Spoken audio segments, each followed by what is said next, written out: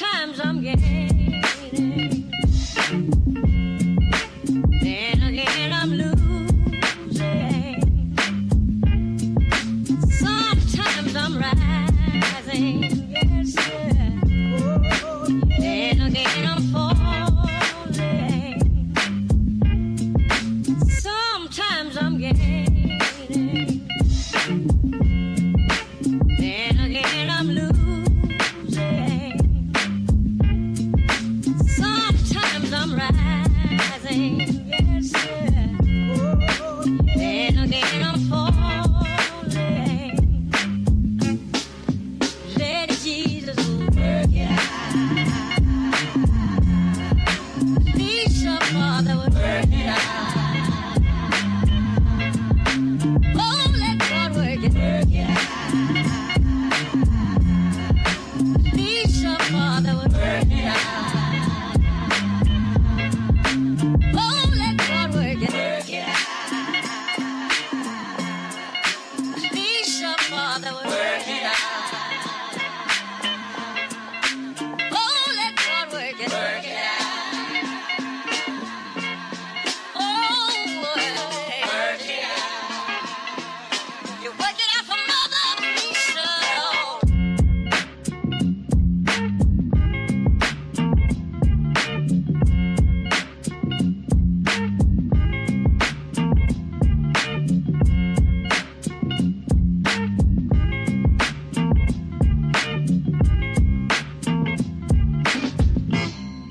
Sometimes I'm gaining, then again I'm losing. Sometimes I'm rising, yes, sir. Then again I'm falling. Sometimes I'm gaining, then again I'm losing. Sometimes I'm rising, yes, sir. Then again I'm falling. Let Jesus work it out. Please, your Father would work it out. Oh, let God work it out. Please, your Father would work it out. Oh, let God work it out. Please, your Father would work it out. Oh, let God work it out. Oh, work it out. You work it out for Mother Lisa.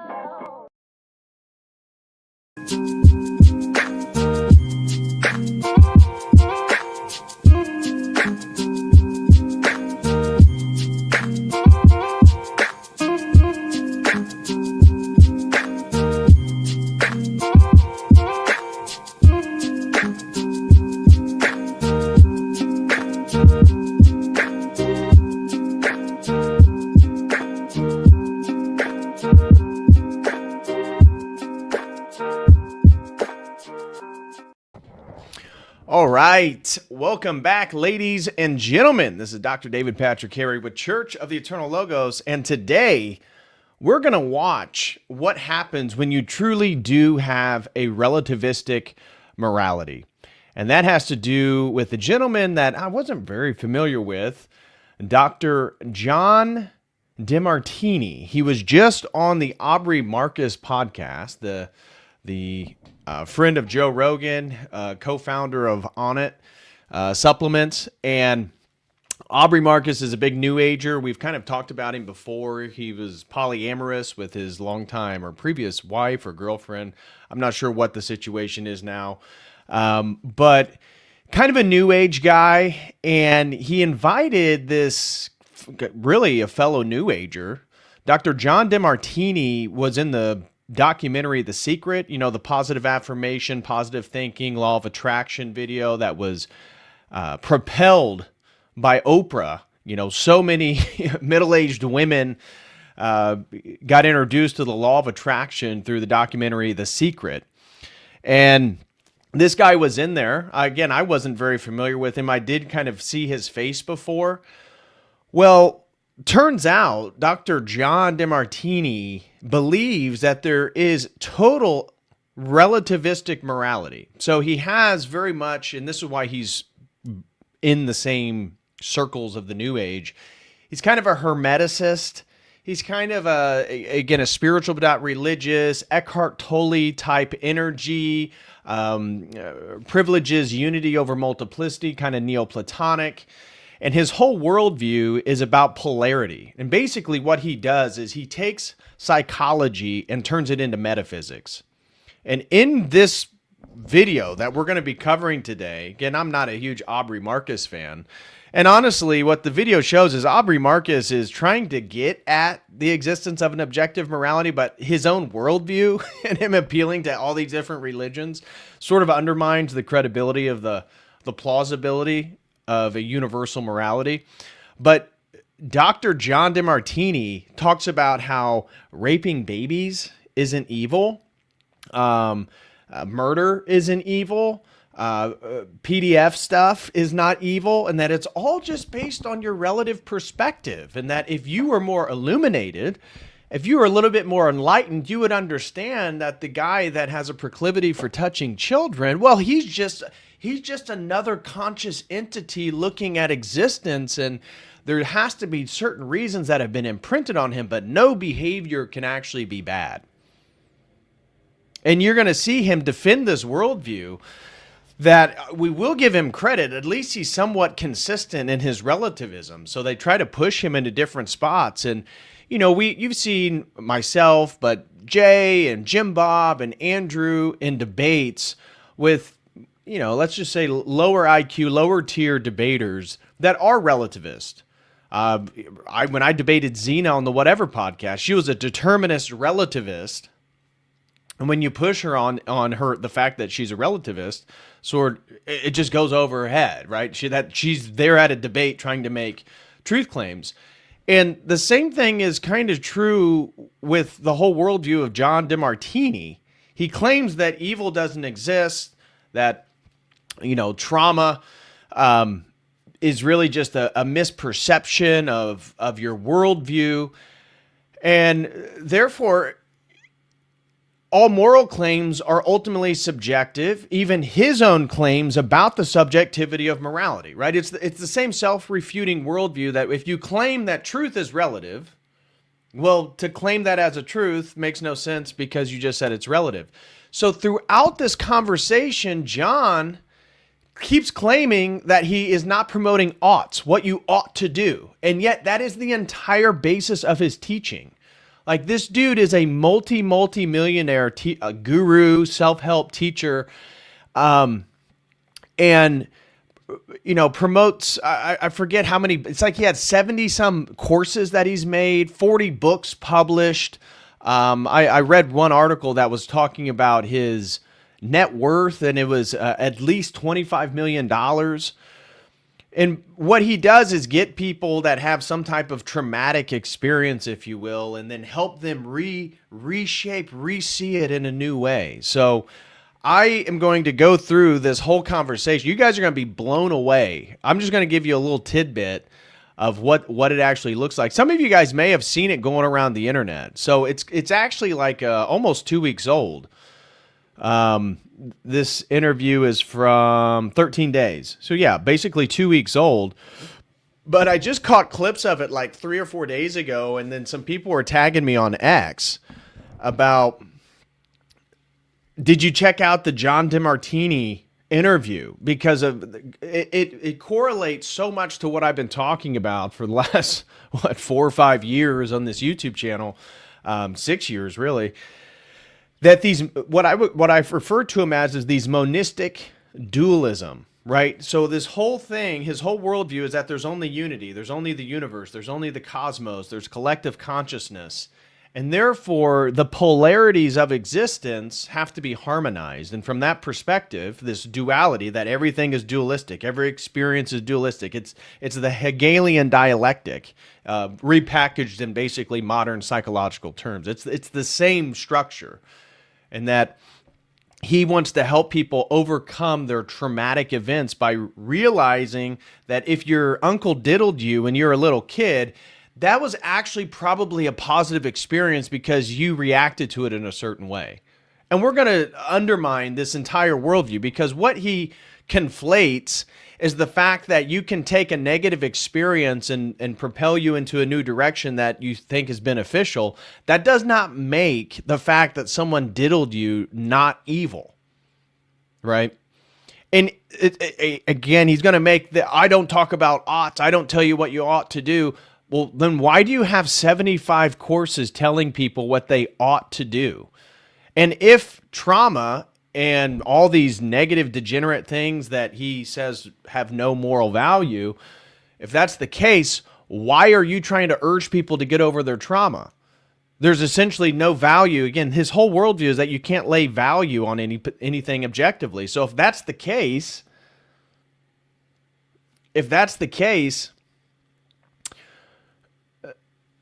then the whole thing just falls apart. The whole idea of your teaching of trying to propel people beyond their trauma, what's the purpose? What's the point? It's just the other side of the dialectic. And he's big on that. You must incorporate both sides. You know, again, the Jungian understanding of incorporating the opposite. So just as the very, very beginning of this conversation, I just want you to hear the type of stuff this guy's going to be talking about. There's a whole lot of text on there that doesn't show him that one-sided state. He was neither good nor bad. He was neither. All these things that we label good and bad have been labeled good. Even Jesus wasn't one-sided. There's a whole lot of text on there that doesn't show him that one-sided state. He was neither good nor bad. He was neither. All these things that we label good and bad have been labeled good or bad depending on who you're taking sides with. I have a really hard time with this. If I went home today and somebody was assaulting my wife, I would forcibly stop it. Probably. No, Because you not would value, probably, 100% Well, certainly. I wouldn't say, maybe this is his belief and this is my belief. You're going to react in that setting exactly proportioned to your morality at the time. If you see what he's doing as evil, you're going to do what you can to stop him. But it is evil. In your perception, it will be. Rumi is the same as the jihadist. Rumi is, in his own way, is a jihadist in the sense of promoting his ideal. Yes, because they're trying to do what they think is God, as agonist and antagonist. And you're living and dying at this moment. You're killing yourself You're every acting single as day. if I said death is bad. It's not. I didn't say Neither that. is good. Is life good? Neither is life good? No, life has got benefits and drawbacks. Bringing some people into life is their torture. I always say anything you can't say thank you for is your baggage. Anything you say thank you for is your fuel. I actually agree with you on that. Thank you. It's not okay to beat a child to a pulp. It's not okay to sexually assault a child. There is something actually fundamental inside of us that is on a driving force towards life, love, freedom, the experience to live this beautiful world. And if somebody is intentionally interfering with that, we have an obligation to try and prevent or stop it. It's like a fight to you. It doesn't match your belief system, so you're ready to fight and attack. Your hands are shaking. I'm not going to pacify my research for any human being on this planet. Nobody. The reality is that there's upsides to that event. There's upsides to the murder of children. Yes, there's upsides to it. I think we're going to have to stop here, John. So he defends, like I said, diddling kids, that can actually be a positive experience, that the mass murder of children can actually be beneficial and positive. It depends on your worldview, your perspective. And his teaching, it focuses on this idea of your value hierarchy, right? That these are relative hierarchies of value. Everyone has their own value. He's very critical of the idea of dogmatic religion. And so this dude, you do have to hand it to him. He is at least consistent. He will defend the fact that he doesn't think pedophilia is wrong or the fact that murdering children isn't bad. But this is what we're going to be getting into. And that's why it truly is a demonic morality. And he would absolutely cringe at me even phrasing it as demonic. But because we're coming at this from an Orthodox Christian perspective, you know, what's the greatest trick that the devil ever pulled? It's to make people believe that he doesn't exist. And comport to a relativistic morality is essentially the same thing, that everything is permissible. There is no objective evil. His big thing is that there's no one that's going to be judged. So he's trying to get people that have done, terrible things and people that have been traumatized to realize there is no actual judgment, right? There is no God that's going to judge you after your life. Your decisions aren't that important. It's really all about just garnering as much energetic hopefulness and what he calls love, which has to do with how much you like versus dislike something, and that you just transcend to the higher version of yourself. And how demonic in the sense that he's confusing people into this relativistic worldview and then using spiritual language and modern psychology to sort of condone the idea that you really shouldn't try to stop any evil in the world. There's no reason for you to try to actually stop the committing of violence because it's just a perspective thing. So smash that like. We're going to dive straight into this. I do want to tell everybody, first, if you are interested, last night we just had our Class 6 on the Orthodox Survival course. If you'd like to join our men's-only community over at the Logos Academy, we would love to have you. Class 6 from last night is now up. It's a men's-only community. We get into philosophy, fitness accountability, spiritual accountability, career accountability, all types of stuff. So if you guys would be interested, join us over at the Logos Academy. If you would be interested in sponsoring a stream, you can do so with this link right here. I have the next sponsored stream will be on CERN. It'll be coming up. But if you have a topic, feel free to sponsor one. I will get back to you and get a little bit details on what it is that you would like me to research. Also, if you haven't, you better get a copy of my book. I'm telling you, it is the best Christian critique. Now, it's coming from an Orthodox perspective, which is even more unique, but the ultimate Christian critique of transhumanism that exists.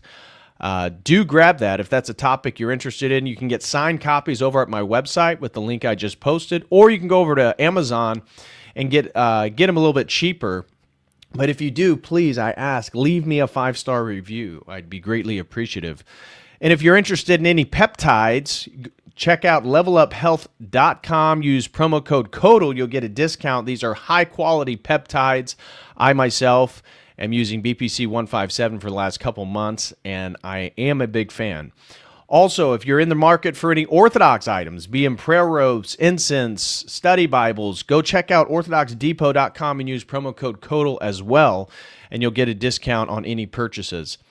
And then last thing, of course, if you do have a nicotine habit, I'm not here to encourage anyone to start one, but if you do, get the best nicotine pouches on the market at out.com with my affiliate link here in the video description. I promise you, if you like nicotine pouches, these are the best ones. They're moist, they're incredibly flavorful, they're the best. So use my link. I just posted it there in the chat, and you will get a discount. Texas Nevsky throws in $2. Thank you so much, brother. On our journey towards the goal today, we have 30 super chat goal. It includes all types of super chats. Anything that you guys would be supportive with will contribute to the goal. Major thank you to Texas Nevsky, and shout out to From the Bird Nest. Became a Codal Crew member. God bless you. And of course, Mr. Fist. God bless you, brother. Thank you for the $5 super chat. Over on Streamlabs, looks like Victor Z. I know who Victor Z is. Victor Z throws in $10 and says, without God, anything goes. And that's exactly going to be the case today. So we're going to dive straight into it. It's not much monologues, no study guides today. We're just going to be reviewing this idea of pure relativistic morality that we see in Dr. John Demartini. So feel free to comment and share your thoughts as we move through this. It is rather surprising. So we'll get into after Aubrey Marcus. And again, on Aubrey Marcus, this is the funny thing. Aubrey Marcus is going to be so disturbed by Dr. John Demartini's relativistic morality because he wants there to be objectivity. He wants there to be beauty and virtue and all this stuff that he promotes. But the irony is Aubrey Marcus's worldview has no basis for the objectivity of these things. I don't even know what exactly his metaphysics are because he appeals to so many different traditions. I don't even think he has articulated a holistic, comprehensive understanding of what his paradigm is. So let's just get straight into it. Human on the planet. What would that code be? If you had ultimately beautiful conversation with Dr. John Demartini. If you had one piece of code that you could psychically transmit to every human on the planet, what would that? Gosh, I think Aubrey Marcus is so. See both sides simultaneous and see that there's a unity of opposites. You realize that it's there to teach us to not be attracted to one or repelled to the other, but to see the whole at the same time. The unity of opposites. The synthesis and synchronicity of complementary opposites is what I describe love to be. It's part of love too.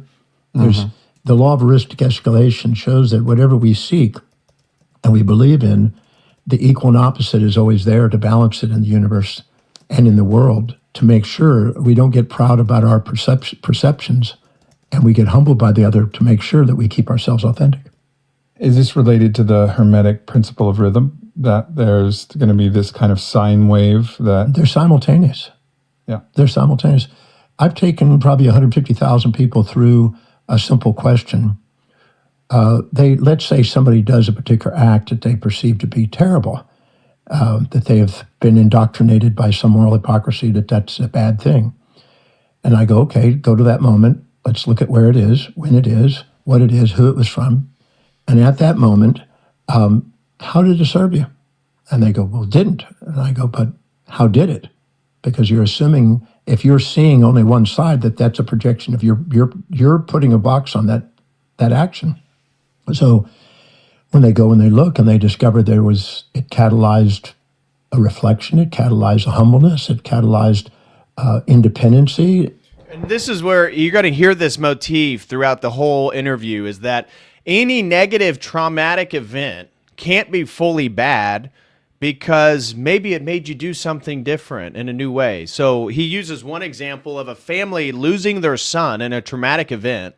He's dead, no longer lives, and then they create a sausage company or manufacturer or factory in his memory, in his dedication. He's like, see, actually him being killed was actually a beneficial thing for the family. It's like, no, dude, just because negative things occur and people can then utilize that energy and filter it or amalgamate it in new directions that can be beneficial, does not make the traumatic event. But he has to make that claim for his worldview to be consistent, because all the polarities must be equal, right? Everything must equalize itself out. It made them less disempowered. It gave them catalyst of some form. I always say, any area of your life you're not empowered in, you'll be overpowered by somebody to help you become empowered in that area. And when they stop and they find the other side, it subsides as being something terrible, and it becomes now something fuel, some opportunity to grow from. So the challenges in life are necessary to make sure that we have precocious independence, and the over-supportive nature that we try to addict ourselves to one side is what keeps us juvenilely dependent. And so we get caught sometimes in our amygdala seeking a one-sided world instead of embracing the two sides that life always offers. And if we see them separate, as Wilhelm Wundt in 1897 described sequential contrast and simultaneous contrast. Sequential contrast is we see a positive and then later we see the negative, like we're infatuated with somebody and later we discover their downsides. Or we see somebody we think is terrible and then later we discover, wow, my life changed at that moment. Why wait for the wisdom of the ages with the aging process? Why not just ask the right questions and see that it's there now, see both sides simultaneously, and become poised and present and purposeful. See things on the way. Yep. I mean, I fully understand and appreciate and receive the deep wisdom that is being transmitted here, but It's so fruity. Because in 5 minutes he's gonna be like, I think we need to end this interview. But now he's sharing such deep wisdom. I can feel the vibration, guys. The vibration is kicking up. I can tell that these really deep teachings that I feel like we're ascending to the next level here. So let's get into cultural perspectives on morality. Consequentialism, nobody knows the consequence of an action. We can assume it's positive or negative because of our training. But if we look over time, the central limit theorem shows that the bell curve distribution of positive and negative outcomes will eventually surface. So if we take a narrow, short-term view, we'll see positive or negative. If we take a long-term view, we will see that it's just inevitable growth process of learning. I mean, sometimes people in their 50s realize... Your uncle diddling you is just part of a growth process. Don't you understand? This is actually forming you. It's actually a benefit.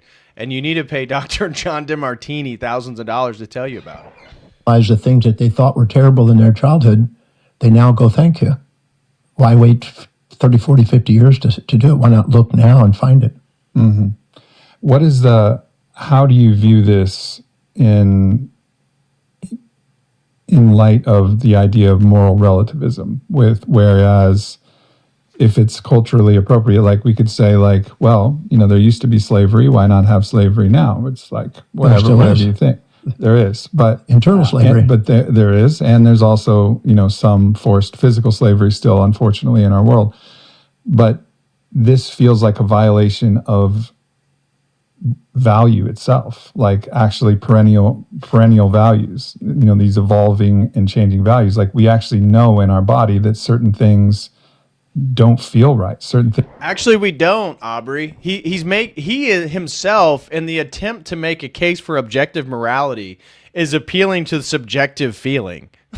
This is the problem with Aubrey Marcus, is he gets nowhere in this conversation with Dr. John Demartini because he's fighting relativistic morality, which Demartini at least is honest and consistent with, as it's getting ready to get into, like pretty vulgar places. But Aubrey's then appealing to like, well, deep down in my, sometimes I get a sensation in my groin and I know that this is what the universe wants for me. And this is perennial virtue and perennial wisdom. And sometimes my heart hurts. And I know that when that happens, evil is afoot. And it feels like you're violating these universal principles.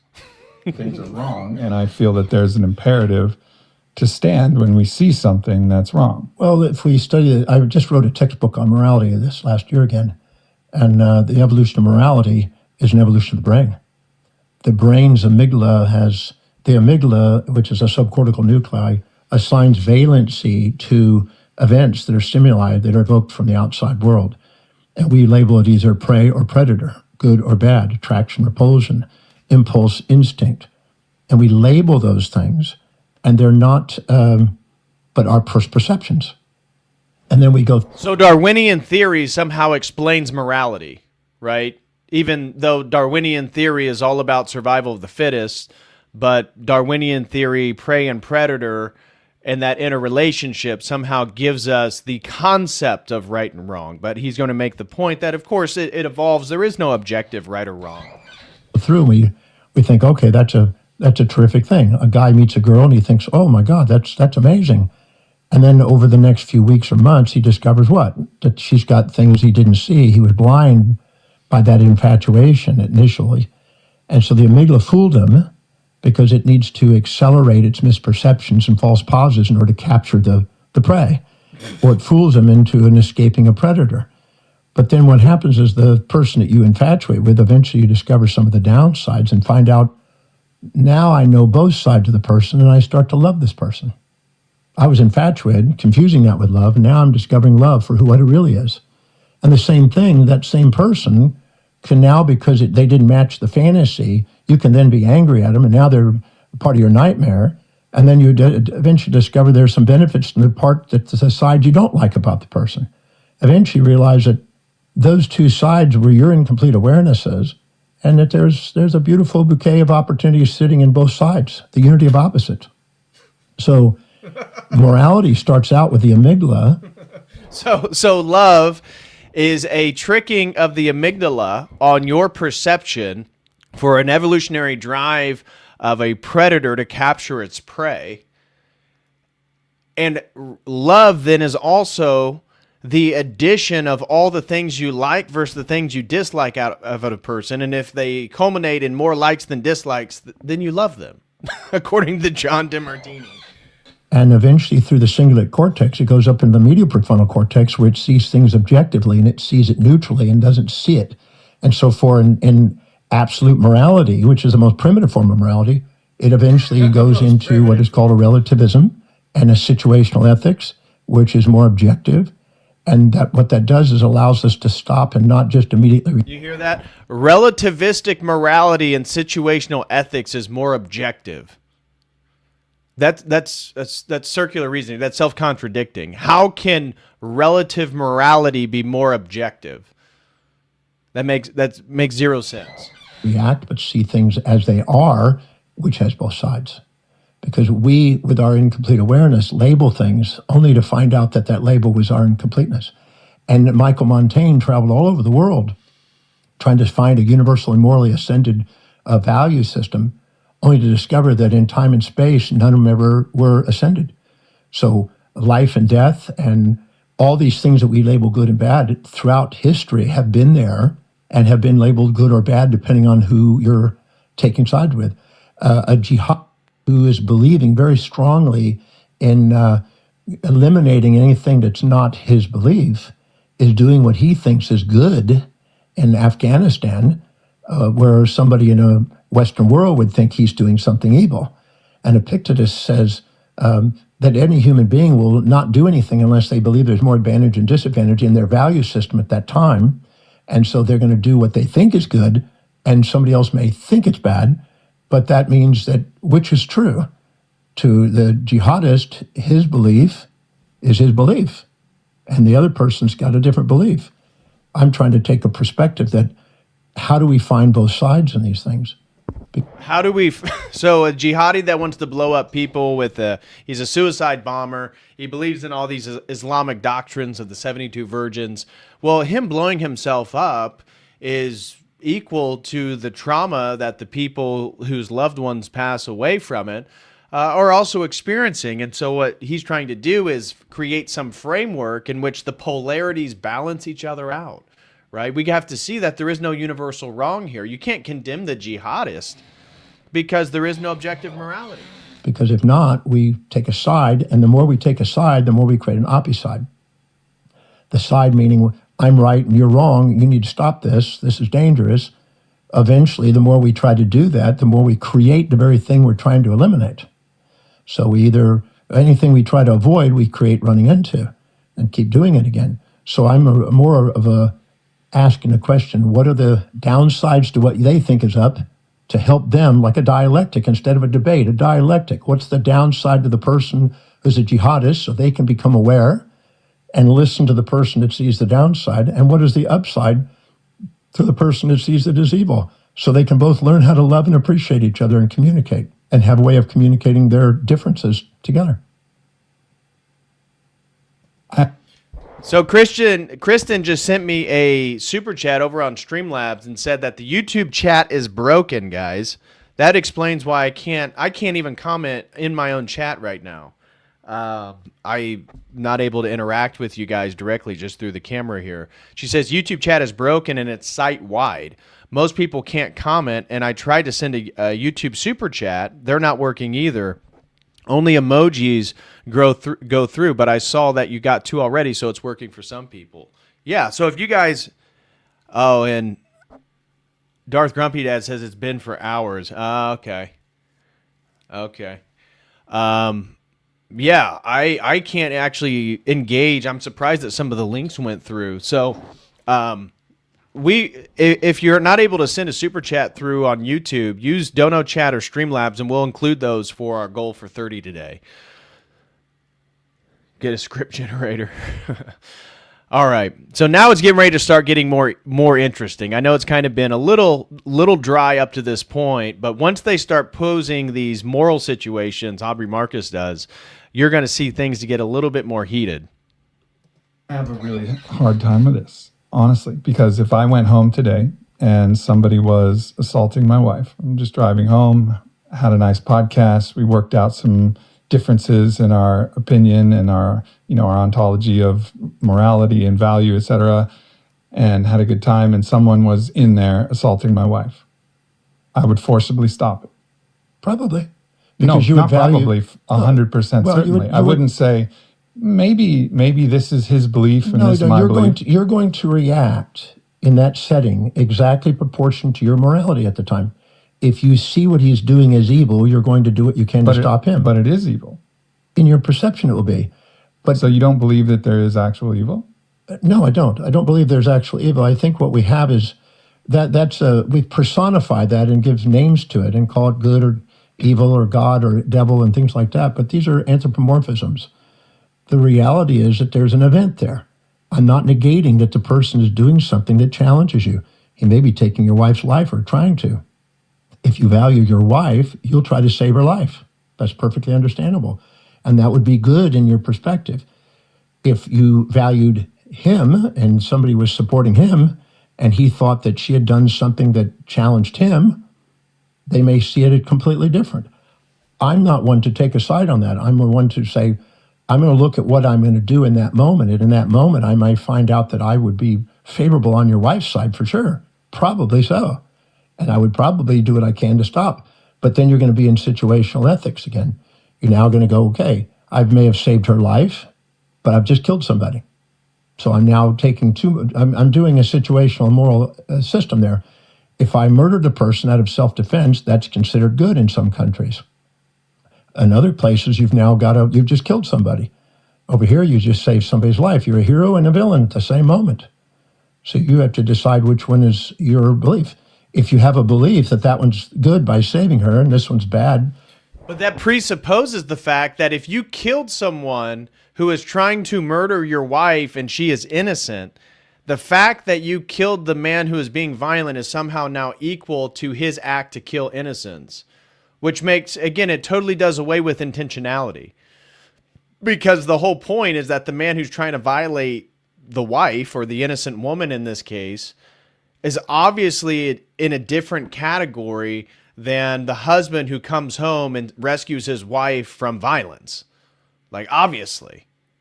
But he's putting them in the exact same category. So if you actually then defend your wife and kill the intruder, well, there's no difference between you and the intruder now, don't you see? And you guys both have a mom, and your mom probably loves each one of you, and so it's really just a matter of perspective. By killing him, but saving it because it's defense, then that's the situational ethics that you put yourself in. I'm not going to make it good or bad. I don't know exactly what that's going to be in that setting. I know that hypotheticals, it's easy to come up with hypotheticals, but the probability of your wife having an attacker is less likely unless she's somehow trying to live in anxiety and overprotection and putting herself in a position where that might happen.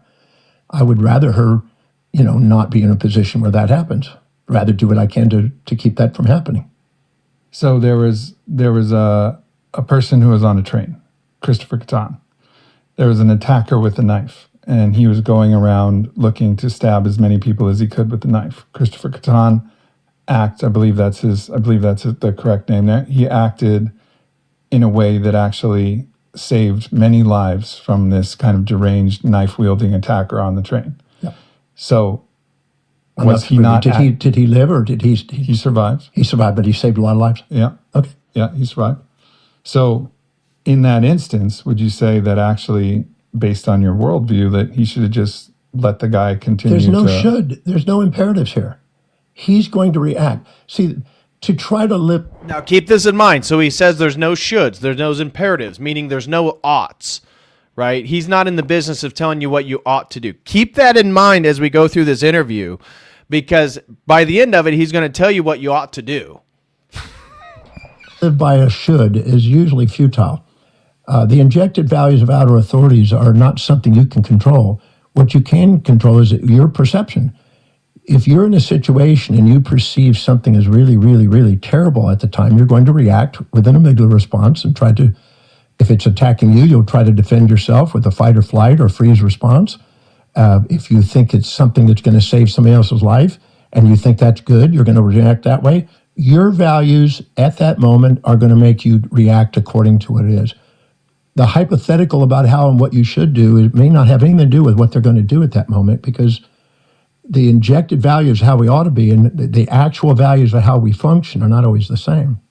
So I don't know. Hypotheticals are usually just hypothetical. You can debate all day long.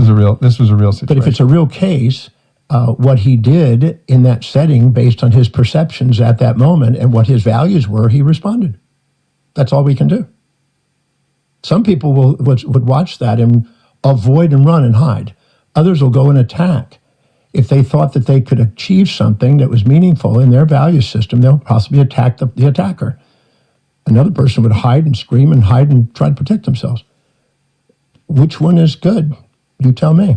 The one that clearly has bravery, right? So this worldview that he's putting forth nullifies the idea of cowardice versus bravery. Well, the man that goes and confronts the attacker and ends up, getting a hold of whatever weapon or item he's trying to harm people with, well, that man showed bravery. He showed courage in the face of something that could take his life. The person that ran away and hid under a desk, well, that's cowardice. But you see, in his worldview, the virtues don't really exist because those are part of the dogmatic world that he says is kind of filtering and altering your perception. It's just however you feel. So if you feel you could actually, like when they had the shooting in Bondi Beach, Mm-hmm. there's a guy that went and attacked the guy that was shooting. Well, he had some special forces training or something. He had some knowledge and things, and he didn't feel that was overwhelming to try that. But most people were running and hiding under cars and doing whatever they could. So to say that one's good and the other one's bad or whatever I don't think that doesn't make sense to me. What does make sense is that value system of that individual at that moment with those perceptions are going to determine how they're going to react. And each of those reactions are going to be appropriate to them in that perception. You see, but that calls into question the existence of free will. If your decisions and your actions are dictated by the imprinting of the environment and what he refers to as value hierarchy that you've been conditioned with, well, then you basically are an automaton.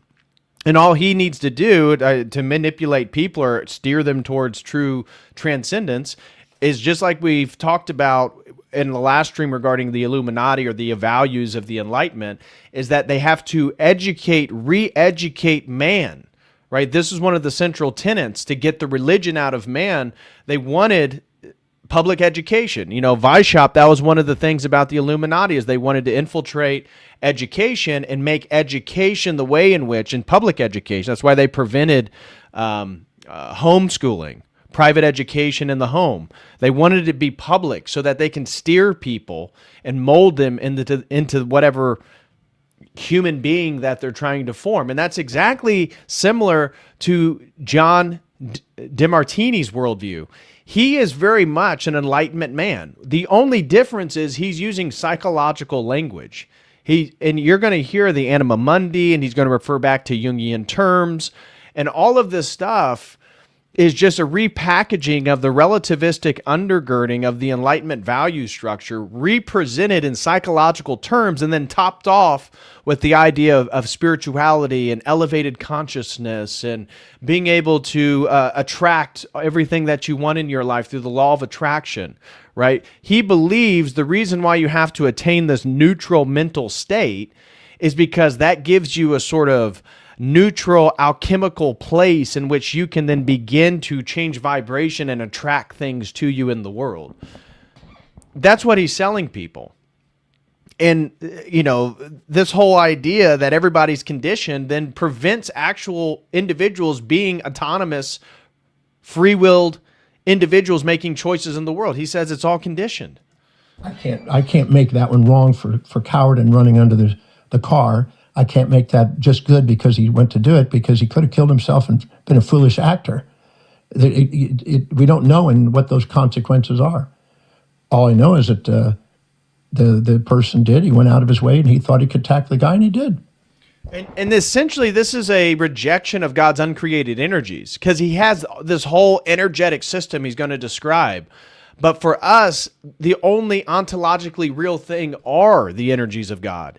And bravery is one of those energies. Courage, honor, glory, logic, love, truth, reason, compassion, mercy. These things are ontologically real. And this is why, as an Orthodox Christian, a response would be, this is why many cultures, most cultures in the world, have some type of understanding of these categories because they're an innate. From Paul's perspective, they're written on the human heart. When you see someone self-sacrifice themselves and disarm a man trying to commit violence or a great war hero, people are inspired by it. They know that that is real. And he is nullifying the existence of that entire metaphysical order and just re-psychologizing it. But he didn't get him to stop shooting. He kept shooting afterwards, but he still tried his best to stop him. Mm-hmm. So in his case, he thought that was the wisest. In another person's case, running under a car was his wisest thing, because he may be thinking, or she may be thinking, I got 3 kids at home.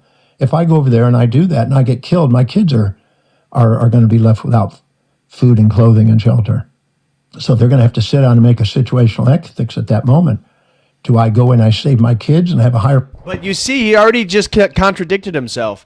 If the reason why someone committed cowardice was because they needed to protect and provide for their family, he's insinuating that that is something virtuous and therefore it's equal to the bravery, right? But his whole point is that you can't make value judgments.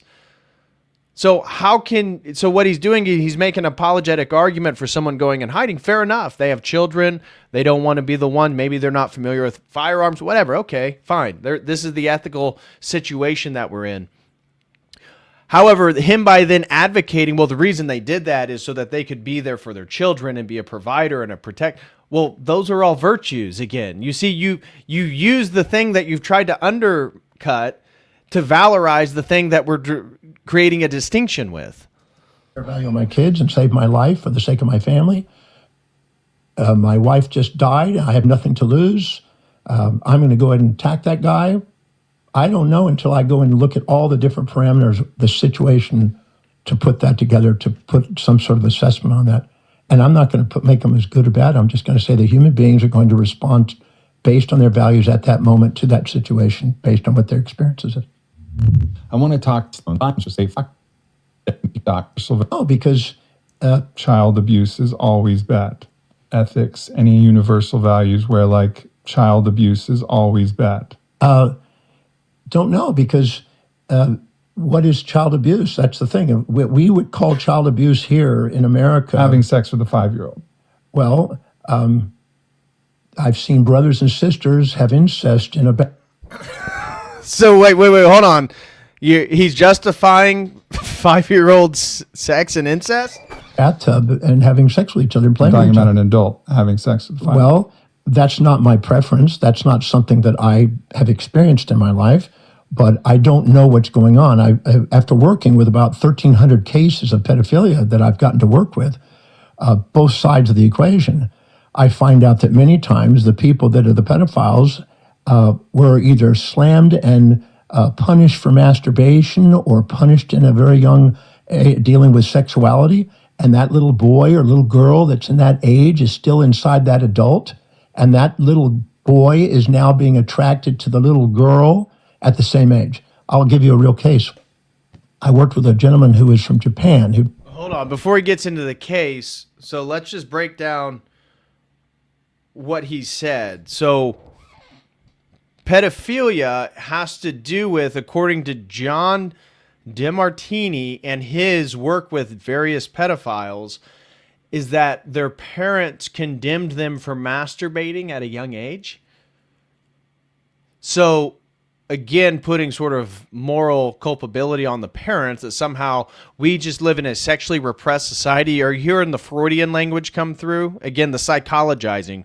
Now we see Freud coming through in many of his teachings here, reducing everything to sort of sexual resentment, sexual drive. But as we actually know, the majority of pedophiles were themselves molested as children. It has nothing to do with your mom yelling at you for masturbating when you're 8 years old. Therefore, the fact that this particular sexual perversion has a recidivism rate that when somebody is then traumatized, that they then have a sexual kink for traumatizing other people, would demonstrate that this thing is sort of parasitic and evil, that this is immoral. But Demartini tries to argue that pedophilia, the problem is that parents don't let children masturbate. What? I've been 8 years in prison for pedophilia. A psychologist over there asked me to work with him.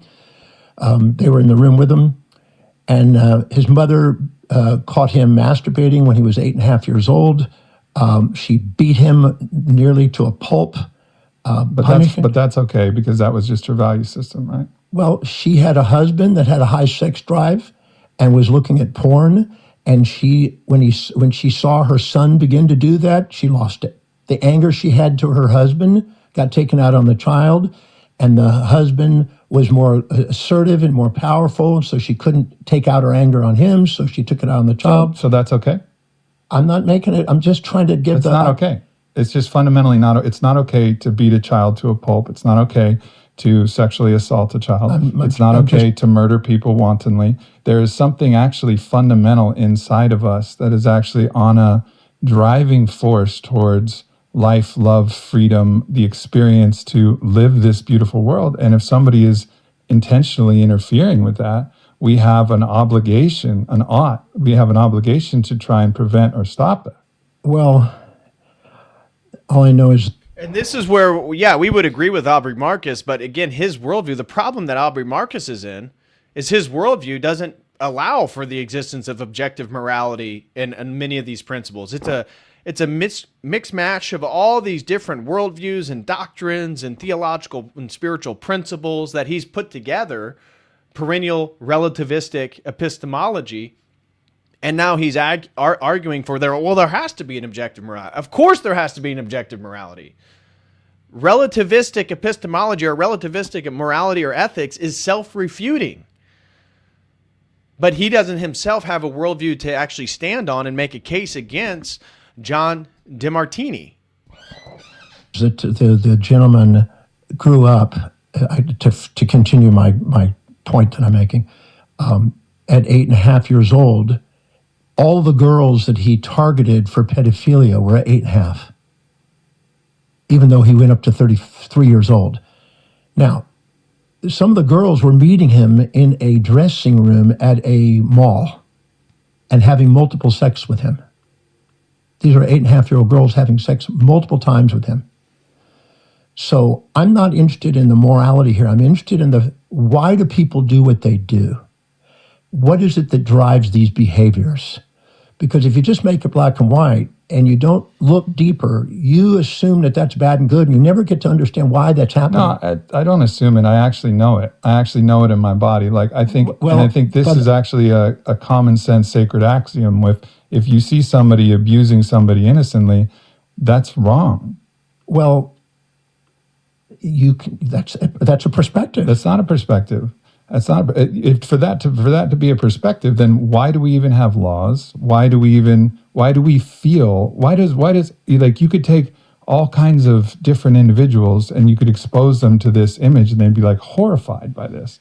But you see, that is a different question. Again, this is why Aubrey Marcus, you wish there was someone a little bit more sophisticated to push back against Demartini. Aubrey Marcus is saying, well, you know, that there has to be some type of moral principle. You know, why else would we have laws? Well, the functioning of society is different than the philosophical or theological understanding of universals. Okay, different Christian societies had different laws.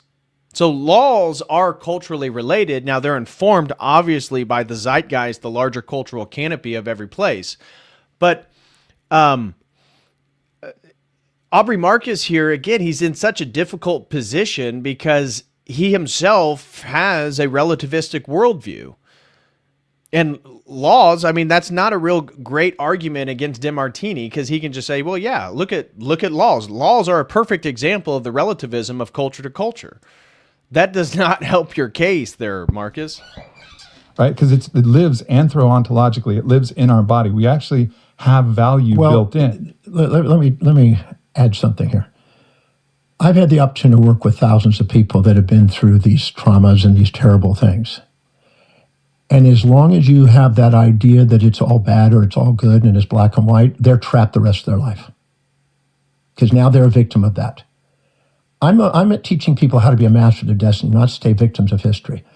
When I show them how to find the blessings out of it and the upsides to that and be able to see the things, they're let free. So the reason why, so again, clarifying what he just said, he said the reason why relativism is important, ethically and morally speaking, is because then there's no victim. And he's in the business of not allowing people to stay in victimhood mentality. Okay. It's good to not stay in a victimhood mentality, but that doesn't mean that people aren't actually victims of crimes, victims of violence, victims of evil. Though both those things can be true at the same time, that people shouldn't stay in a victim mentality because the trauma is going to persist and it's going to be difficult for them to develop and move beyond it, and yet they can actually be a real victim. If you're 5 or 8.5 years old, the example he gave, and the Japanese guy's having sex with you at a store, yeah, you're a victim. You're a victim. Yes, obviously growing beyond that and getting over it is also beneficial and a positive. The guy right now is out of jail. He's not a pedophile anymore. We've dissolved the issue. He hasn't had any issues because we found out what the real reason was, and we changed his life. We also helped him appreciate what his mother was doing because he had an overprotective person in the family. Whenever you have overprotective people in the family, you get a perpetrator that's aggressive. When you understand the psychology that's driving both of these poles, you take out the morality on this and you start understanding why do people do what they do. To just label it bad or good is not going to get you anywhere except keeping them victims. But if they go in and find out how it comes out on the other side, they can sit down and get on with their life and look back at that and say thank you. I always say anything you can't say thank you for is your baggage. Anything you say thank you for is your fuel. I actually agree with you on that. But it doesn't logically follow. Just because people are victims doesn't mean, or again, just what he's arguing is that people aren't victims and that's what allows them to get over it. But just because people can get over traumatic events doesn't mean they aren't a victim. That is not logically consistent. Both can be true. So on a personal basis. But then that would be, then we're going to basically say, well, it's like the theodicy. How do we explain the so-called evil in relationship to God? Maybe it's because it's a privation of God. It's the absence of God. Because the only thing that can exist is God. Everything in existence has the blessing of God. Sin and evil is the privation, it's the absence of. This is all related to the laws of thermodynamics and the heat energy. Heat is a term for a lot of thermodynamic energy. Cool or cold is the absence of that energy. There's only one energy. That's the uncreated energies. That's how we explain the existence of evil. And he thinks because he's in a monistic dualism, so he's a radical non-dualist, but within space and time, everything is dualistic. That's how then everything must be resolved through polarity for him. Human invention. Maybe we made that as evil because we haven't seen the blessing of something. Maybe we made something good because we haven't seen the downsides. I'm more in that perspective because I've worked with thousands of people who think they've had terrible events, helped them see the other side of it, actually go to the people and be grateful for those individuals, open their heart and have that tear of gratitude for what's happened in their life and use it to do something amazing with their life. But what happens when that ends up in a fatality? Someone murders a child. Like they don't have the opportunity to be great. They don't have. You haven't gotten to work with the murdered child. I have, not the murdered child, but the family that's left over. That's what I'm talking about. Like the murdered child doesn't have a chance to be grateful for being murdered. I don't know what's going on in the psychology of the murdered child. Because I didn't get to work with a murdered child. But I do know I get to work with the family, and I get to watch the dynamics in the family and how it shifts and watch the upsides to that event. Because to say it's just an evil event and there's no benefits to it is very narrowed. The reality is that there's upsides to that event. I worked with a lady after the big event. There's upsides to the murder of children? Yes, there's upsides to it. I think we're going to have to stop here, John. There's upsides to the murder of children. Upsides to the murder of children. That's what this guy's worldview is. He's a self-help guru with, again, 75 courses he's made, 40 published books. The guy's a multi-millionaire. And he's telling you that, well, yeah, I mean, the murder of babies can actually be good sometimes. What? And that, again, at least this guy is consistent, right? Most of the time in a debate, when you find someone that has a relativistic worldview like this and you push them on it, they are reluctant to actually be totally consistent and say, yeah, pedophilia, murdering of children. Yeah, there's nothing wrong with that. In fact, they can be positive events sometimes. They can actually be beneficial for you. What? Oh, you're too black and white, I guess, for me to be able to share. I mean, Can I share my story? You can turn Sure. it off. I don't care. I'm not here attached to it. Yeah. I'm just going to tell you that I went to the thing with the Timothy McVeigh thing that was blowing up in there, and I met with a family that had the little girl, the little blonde girl that was killed in the bombing. Do you remember that? Mm-hmm. Okay. I met with the family. I talked to the whole family. She said, and this is her quote, one of the greatest things that ever happened in my life is that bombing. That's what she said. This is the mother who lost the child. And there's a picture of the restaurant with the girl there, with the blonde girl there. She now has two children, one that looks almost identical. She has a new relationship with a new man. Her business is booming. Her life is unfolded. She's now contributing. The daughter's getting away from the story. And she looked at it and she says, if that hadn't happened, I would not be where I am today. I was with a alcoholic husband that was beating me and my daughter. My life was on Skid Row almost, and that event changed my life, and it blessed me with a new husband, new children, new things like that. So I just go, what? Just because she has a new husband and a new daughter does not mean that event is positive. Because someone can transform trauma into a beneficial position in their life or advance themselves in a beneficial way does not make the trauma beneficial. She theoretically could have left her abusive husband, kept her previous daughter alive, and went and got remarried and still had the daughter she has now. Now, wouldn't that be ideally a better world? Yes, okay, she was in a bad position. She may have been alcoholic or a drug addict, and the trauma allowed her to break free from those bonds. That is good that she was able to do that, but it's terrible that it took such an event to get her to make a change. But he can't make a value claim in his moralistic worldview. And so because of that, well, look at her life now. She's successful. She has money. She has another kid. I mean, she's basically replaced it. It doesn't even matter anymore. What? And this guy is a self-help guru for millions of people. okay, she has this perspective that this has been a great turning point in her life. We don't want to rob people of that. We don't want to rob people. Yeah, but the little blonde girl was robbed of her life. Well, I don't know what was going on in the psyche of that, because What do you mean? I'm going to share a story, another story then. There's a lady named Peterson, which is actually, the family comes from Austin. Well, I can't reveal too much here, but her family all have doctors. Everybody in the family has to be a doctor. There's doctor, 3 generations of doctors. So the pressure on the family, it had to be doctors. In the process of doing that, and they all had to be males. So they had a daughter, and they didn't want a daughter. They wanted all males. The mother had this fantasy that I have to have males, and I don't want a daughter. So the daughter was rejected by the family, by the mother particularly. The daughter decided to try to be homosexual and play out the male role to try to be part of the family. She ends up going and becoming the doctor to try to be part of the family. No matter what, the mother would reject her. She ends up going and even having an affair with the same man that her mother dated prior to getting married, and having a baby boy with that person to try to bring a male into the family to be part of the family. She tried everything. Her mother told her, "You don't exist. You're no longer in our family. Please leave us." Well, that night, she called a friend of mine, and she was suicidal. She was thinking about taking her life. So she calls, and that lady calls me, try to reach Connie. Do whatever you can to reach her. I think she's going to commit suicide.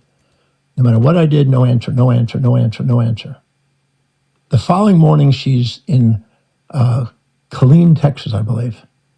In Killeen, Texas, she's in a little Denny's for breakfast in the morning, and there's some gang members near that, and a drive-by gang member shoots in, and she's the one killed in the shooting. Now, you could say, well, that's just a random event. Maybe, or maybe not. Maybe she And it's senseless violence and evil. was ready to just go. And maybe that's part of the liberation. What happened is the baby boy that she had got sent to the mother, and the mother raised the boy, and she got what she wanted. She wanted to leave. She never got to be part of the family. I don't know if See, it's a good thing. She got murdered by gang violence. See, it's a good thing. Her mom got a baby she wanted. What? This guy is demented. This guy is legitimately demented. Mr. Fista throws in another super chat. 5 for the goal. A monster emoji. Yeah, this dude is a monster. John Kell became a Kotal Crew member for 6 months. Thank you very much, John Kell. God bless you, bro. And Mr. Fista says, Dieser Kell ist in Kabold. This guy is a goblin, for sure. For sure. Thank you so much, Mr. Fista, for sending in a super chat in Deutsch. For those of you who don't know, our YouTube is all funky today. And if you're in English, some of the messages will be listed as spam and they won't go through. That's why if you're looking at the live chat right now, the whole chat's in a variety of languages, mostly Spanish, some German. And so if you send in a question, feel free to send it in a different language. If it's a crazy language, as long as on Google Translate, I can know what it is. But help us get to the goal. We need to do some grifting right now, guys. We still got to get into him defending pedophilia and the murdering of children more. So send in your daily tithes, guys. If you haven't tithed to the Church of the Eternal Logos this week, the time to tithe is now. Bruh. Rasta. See, I don't know what font this is, but at least it's in English. It has money signs all over it. Boomba clot. YouTube chat. Guan laka bomba clot. Wiuva ya chat. Jamaican patois and pig Latin.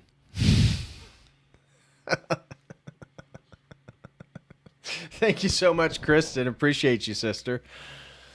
It's crazy. YouTube's going wild today. Did Candace break YouTube? I didn't even watch it, her stream, but she was live right when I was getting ready to go live or finishing up. She had like 250,000 people live. And her super chats and chat was working just fine, which makes you wonder. Bomba clot. John Kell throws in a generous $20. Thank you so much, John. God bless you, brother. Really appreciate the support. Come on, you pay piggies. Where are the pay piggies at? Where's all the pay piggies?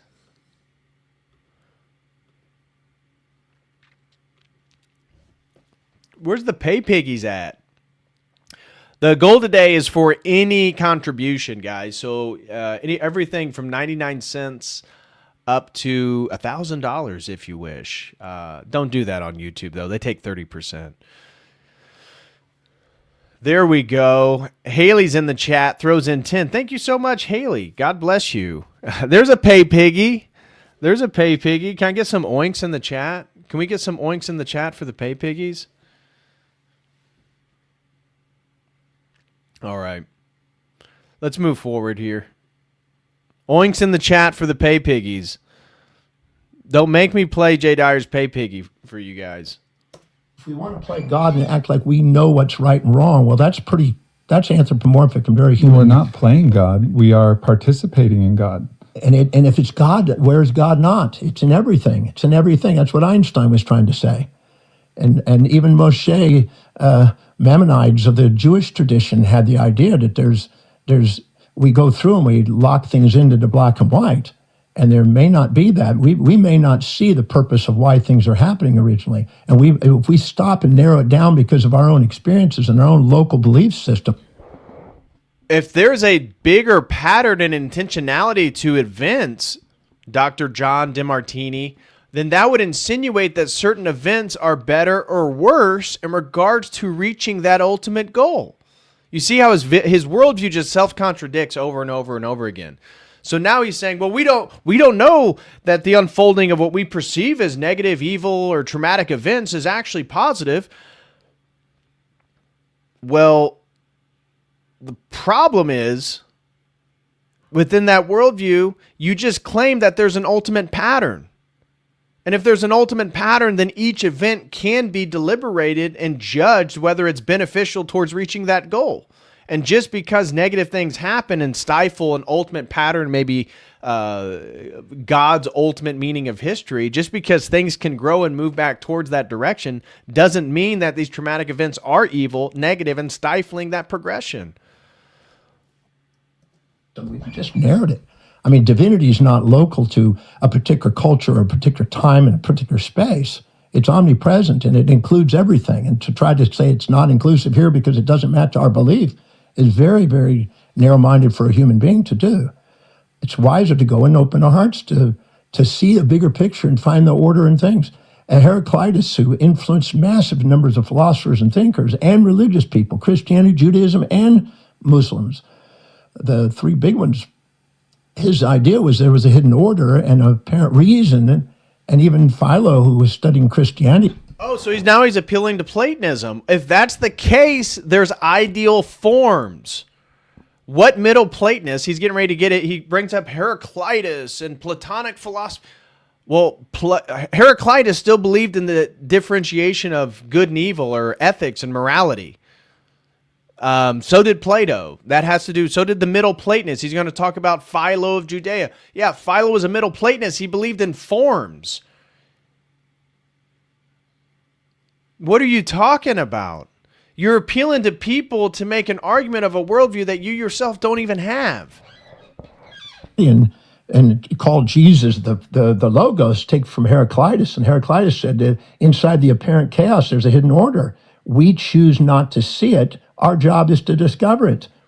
That's the whole point of the incarnation. That's the whole point of Christ, is the Logos that Heraclitus or Philo of Judea were talking about. Right? Philo was a Hellenistic Jew. So this whole worldview makes no sense. He appeals to things and the idea that all events have an order, a pattern, and he's appealing to Logos, and he's appealing to Platonism and Heraclitus. Well, that contradicts relativism. None of the people you're describing were morally relative, like you are. When we do, we're graced, and we're no longer fighting with the universe with our idea of what's going to happen as if there's a one-sided world out there. There isn't a one-sided world. I think that it's both our obligation to discover it and also participate in it. That's the difference. So like I went to when I was 15, I went to a dungeon of the Inquisition, and I saw all of these torture devices. It was horrific. These torture devices, I would say 80% of them had to do with torturing genitals. So I don't know, numbers are somewhere in the many millions of different people who were tortured for years with the most horrific, sadistic. And the motive? What was the motive for them to torture them? That doesn't matter. Torturing an individual is actually fundamentally wrong. Like taking someone's genitals and putting spikes through them, or stretching them until they all their bones break repeatedly, slowly over time. There is no justification for that. This is where John Demartini should have responded, but what if they're a pedophile? You just talked about, what if it's the intruder that just tried to kill your wife? because it highlights that Aubrey Marcus's worldview, again, it's built on sand. This guy would have a real difficult problem in a truly intellectual or an academic or just a legitimate blood sport debate defending his worldview because he doesn't have anything to build it upon. And so when it comes to torture, what if torture is you're torturing guilty parties that committed heinous crimes for, again, the point of the torture is potentially elicit something that would protect more people. Is it justified then, Aubrey? Because he's making these grand absolute claims, which some of them we agree with. But Aubrey, brother, your worldview, is relative. And even though some of the appeals to universality we agree with, you can't defend it. Unjustified. Can I give a justification for it? You can, but I won't believe it. Well, you may not believe it, but that's maybe the limit on your belief. No, I mean, but let me just give you a belief. If you saw that actually happen, you couldn't stand it. You would be vomiting. If you saw, no, I wouldn't vomit. If you saw somebody about to blow up with a nuclear bomb, I'm going to use situational ethics because it's hypothetical like you did. This is not hypothetical. I went to the dungeon. This actually happened. Okay, but you gave me an earlier one that was hypothetical. So let's okay. Let's go to. And then I quickly moved on to actual real world examples like this. Let's take somebody that's about to do a nuclear bombing. Yeah. Okay, and you've just now captured people who know all about it, and the only way to get information out of them is torture. This is now a hypothetical example because that's not what was happening. But this happens in Cuba. This happens in America every single day. People use torture in order to extract information to save lives. That's not what the Inquisition situational was about. ethics, but may not. But what you didn't answer the question. What were the reasons why they were torturing them? Were they believing something different? Were they rigid about their beliefs? Were they stuck and they were making people evil? Why were they torturing him? So what I would respond is that there's a field of value. There's actually a field of value, and some. There's a field of value, Aubrey. And how did you discover that field, buddy? Was it on ayahuasca? Did Grandma Ayahuasca, did she tell you about the fields that the jaguars roam and the monkeys swing from canopy to canopy? Is this where you found the field of value? Which value? Is it the value that the Hindus have where they throw poop at each other? Is it the values of the Rajneeshs where they suck their mother's breast at their marriage day? Is that the value? Is it the genital mutilation in the Middle East? Is it the Bachabazi boys in Afghanistan? Which one is it? Which one has this field of value? Where's the field of value? We need to go to this field. I want to pick flowers. I want to pick flowers out of the field of value. Please, Aubrey. Sometimes if you make one value absolute, like thou shalt not kill, I don't agree with that. I believe that there is a time to kill and there's a time to not. The largest killer of history is the Old Testament God. Thou shalt not kill is referring to murder. Murder is different than killing someone in war or battle or killing someone who's trying to harm your wife. That is violence. You may kill them, but it's not the same culpability of murder in the sense that you just plan out and go kill someone innocently. Yes, as an Orthodox Christian, you may not be able to take the Eucharist. If you were in a real situation where someone tried to kill your wife and you end up killing that intruder and that criminal, you probably won't be able to take the Eucharist for however long your spiritual father or the bishop decides. Maybe a year, 2 years, 3 years. I don't know. It depends on the situation. But it's not the same thing as committing like violent murder against innocent people. That's what thou shalt not kill is about. Because if you read the Old Testament, clearly Israel is told to go to war against various groups of people like the Canaanites by God. What are you talking about? 24,970,000 deaths in the Old Testament. Yeah, and so thou shalt not kill is basically a hypocrisy. Sure it is, of course. And Father Sean O'Laren, in his book Setting God Free, puts God on trial for crimes against humanity. Yeah. Putting God on trial for crimes based on what moral standard? God's? Who's putting God on trial?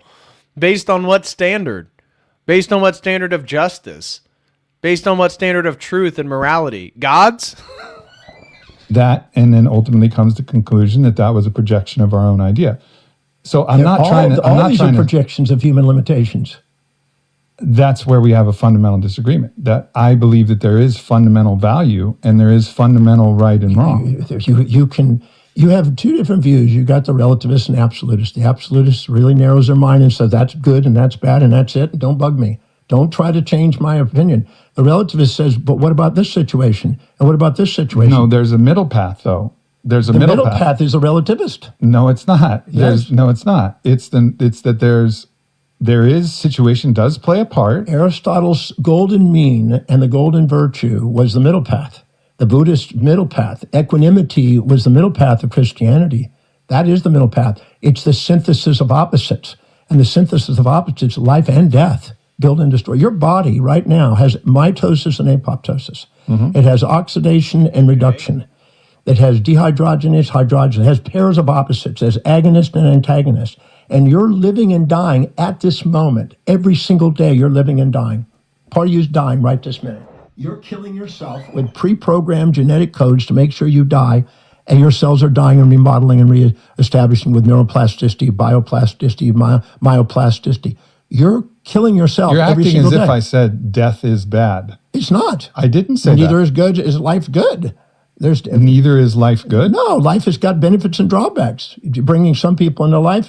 You see, and this is where it's ultimately satanic. I talked about the demonic morality of Dr. John Demartini because he's saying, again, life is an uncreated energy of God. From an Orthodox worldview, life is good. Death is not good. Death was brought in through sin. Death is a privation, but death now is a door in which we mortals cross to participate in the salvation of Christ, that he is the bridge that brings us into eternity. So for us Orthodox, we have to understand that these energies, these are the only things that are ontologically real. And many of them are the things that John Demartini himself are in opposition against. So yeah, death in an ultimate sense, death is bad in a theological sense of Orthodox because it's not natural. It's not the will of God. It was the privation of God through the will of man tempted by the evil one. And so Demartini, again, this worldview, this relativism, this idea that nothing can have a moral value unless it has to do with the grand pattern. Well, what's the grand pattern, John? What's the grand pattern of all this morality that you say is relative, but therefore we can't make value judgments because it's going to this ultimate end? Well, what's the end? So he almost sounds like a transhumanist. Because they're torture. You have a mother. When a mother bears a child, she has two sides. One that's publicly acceptable and the other one that's not. One, she goes, oh my God, my baby's born. I'm so excited. I'm so happy. I got my baby thing. And there's another part going, oh my God, what am I getting myself into? What's going to happen to my physical body? What's going to happen to my career? What's going to happen? Is this guy going to leave me? There is torture and ecstasy in that moment. And the same when somebody dies. Grandma died. Oh, I'm so sorry. Finally, because she's been tortured and she's dragging out and she's taken and she's burdening herself and burdening others. Other people, some are relieved. She's finally going. There's both sides to it. And if we take one side and maybe one, life is good and death is bad, that's very narrow, very unaware. Very unaware. You're very...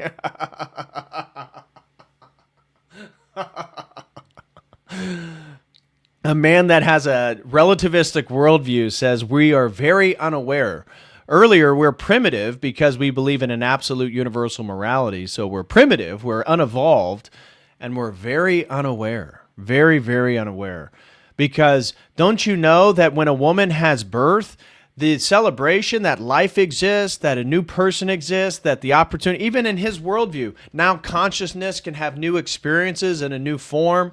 That's not ultimately that good because the woman may be worried about physical form of her body or health problems or monetary issues. Okay.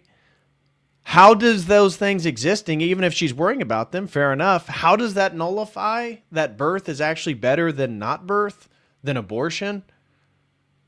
It makes no sense. Oh, he believes in evolution? Yeah, he believes in evolution. Earlier in the stream, he argued that the whole morality itself is just a byproduct of the amygdala and the brain patterns and the inputs of sensory data, and that somehow Darwinian evolution just formed our sense of right and wrong for collective cohesion, that there's really no ultimate morality. It's just evolving, and that what we perceive as morality now will evolve into something new in the future. That's literally his worldview.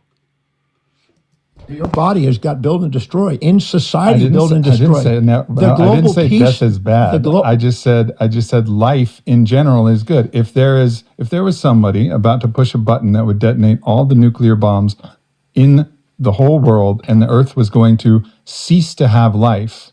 Well, I don't think that even if you launched them all, it would still have life. Okay, so let's come up with another example here. Because you're using hypotheticals, I'm going to use a hypothetical. This is why I think life is good. I think God actually desires for there to be... Which God, Aubrey? Which God? Again, he's assuming a relativistic worldview of perennialism.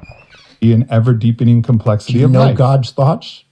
You just made that. That's a bit of a self-righteous projection onto God. You know God's will. Well, why is there life then? We Christians know God's will through divine revelation. That's the whole point of Scripture. So yeah, we have to presuppose that divine revelation is real, and then this is no longer a problem for our worldview. If God didn't when somebody want life. says they know God's will, Baz Luhrmann in the book, there's a movie that's come out called Oh My God, I was in. And Baz Luhrmann said, anybody that's saying claims to know what God's will is, God is always a mystery. Wicked Wally. That's so true. Shout out to Wicked Wally. God bless you, brother. He says, this guy sees a weirdo with a chainsaw running around the county fair on a rampage and goes, now, hold on. He's entitled to his opinion. That's so true. That's literally this guy's worldview. That's literally this guy's worldview. Well, hold on. We don't know. Did his mom condemn him when he was caught masturbating at 8? His mother may have yelled at him really fiercely when he was caught masturbating with the Jergens lotion. We don't know. We don't know. You have to see it from his perspective, guys. You have to see it from his perspective. You know, all those people he's cutting up with a chainsaw may have owed him money. And who's in the right and wrong there? They should have paid him back. You know, they should have paid their debts. Thank you, Wicked Wally. God bless you, man. I appreciate the levity there. That's a fantastic comment, because that's exactly what this guy's worldview is. Yeah, smash that like, people. Thank you, Crispy. And help me reach the goal. If you appreciate content like this, feel free to send in a super chat on Streamlabs, Dono Chat, or here on YouTube. It seems like the YouTube chat's working a little better. I'm seeing things in English now for the first time in an hour and a half.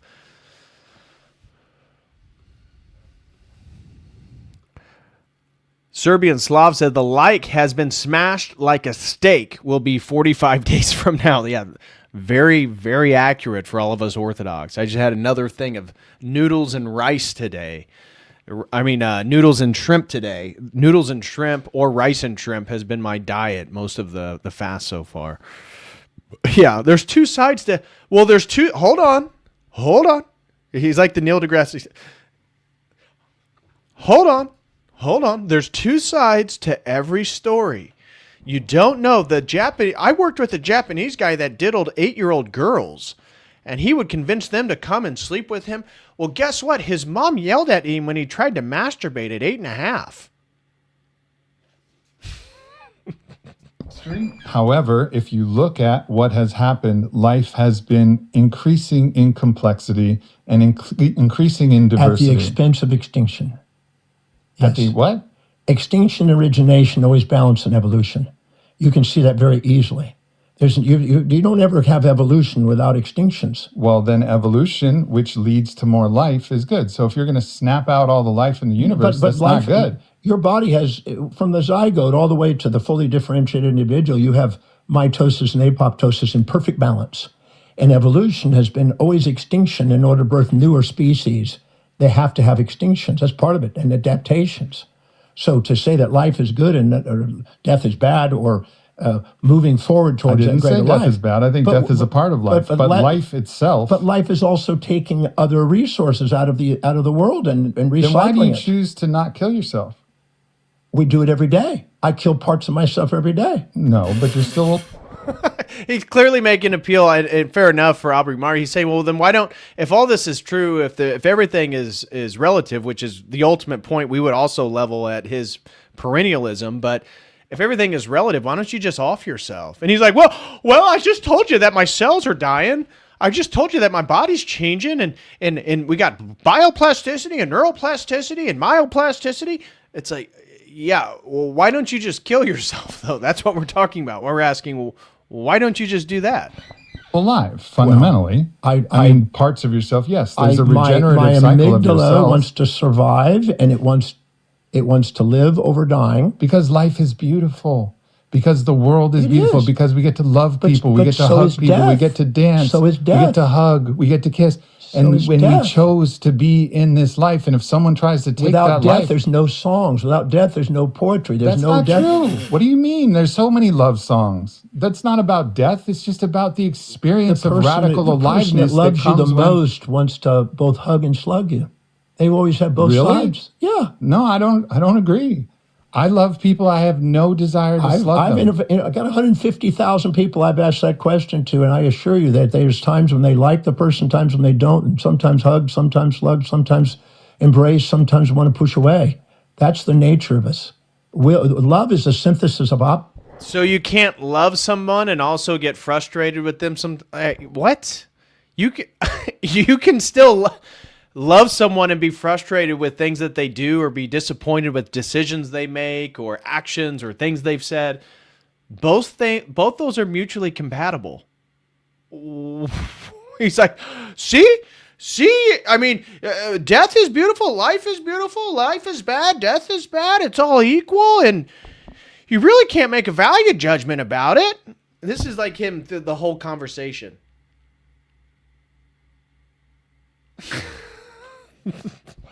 opposite. It's not one-sidedness. That's a very, very amygdala, very neophytic understanding about what love So is. should there Love is be not should there be one-sided. no? He just said, well, why do you want to live? Well, my amygdala wants to. Okay. And then he makes a comment. He goes, oh my God, you're so unevolved. That's just your amygdala talking. Well, you just said the amygdala is the basis for why you want to live and who you are.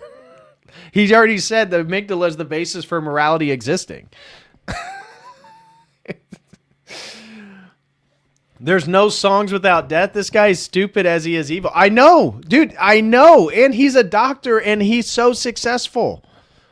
This dude's at least, just based on book sales, made like $25 million. Dr. John Demartini. You know it's a bunch of boomers and women that are going to this and hearing this man speak. And oh my God, he's a doctor? Oh my gosh, tell me, psychologize me. Tell me how nothing is evil and how every bad thing I've done doesn't really matter, and all the bad stuff that's happened to me, I just need to get over it, which is good enough. And he probably does have some success with getting people over traumatic events, but his worldview, Satan rewards the gayest retards. Legitimately, like this is demonic. Someone asked Dr. Demartini what he felt about Epstein. He already said earlier in this that the pedophilia and the murdering of children can sometimes be a good thing. He already said that. It's pure relativism. The only redeeming quality of this man is he's consistent and he's vocal in his beliefs. That I will give him. At least he doesn't shy away from the fact that he is defending PDFs. He defends child murder.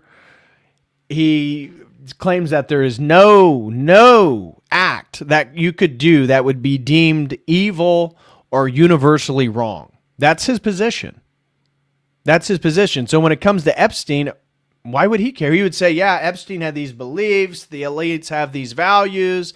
It all has to do with their value hierarchy. And so he made rational decisions for the fulfillment of his desires. And yes, there were girls. And at one point, he even says that sometimes children actually attract sexual predators. He says this later in this conversation. Actually, sometimes children attract it. What? How can a child... But at least he's consistent. That's why I thought this stream was important, and going over it is not because listening to Aubrey Marcus shill out his New Age worldview that's totally unjustified. That is kind of boring. And really most of what Demartini has to say is boring. But the fact that he is so vocal about his relativism and willing to defend it, and he's a doctor, and he's successful, and he's got, he's influenced millions of people. It's important to see, and this truly is a demonic morality. This truly is Satan convincing people he doesn't exist. And how many people find this worldview fitting and applicable in a world in which they have no God, they have no identity? Again, everything's telling you have your own truth. It's easy. I mean, this is basically social justice warrior ideology minus the victimhood, adding some New Age spirituality to it. That's essentially what this worldview is. Everybody's going to have a different level of awareness. At the very bottom, as Kohlberg said in his moral development, the very bottom of the moral development, there's right and wrong and black and white and reward and punishment and heaven and hell and all that stuff. As you go up, it becomes more abstract, and you understand situational ethics until you finally understand universal laws. When universal laws are there, you realize that these are synthesis of opposites. And that's...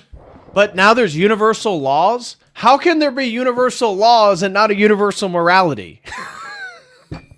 What? So now he's a Platonist again. Now he's a Platonist appealing back to universal laws. Which laws are those? You think maybe there's universal laws on behavior? That's what the purpose of the dialectic was used from Zeno. It was there to teach people to honor both sides of life. So at first, you're going to avoid that, seek that. But as the Buddha said very beautifully, the desire for that which is unobtainable and the desire to avoid that which is unavoidable is the source of human suffering. People are suffering trying to get rid of half of their life.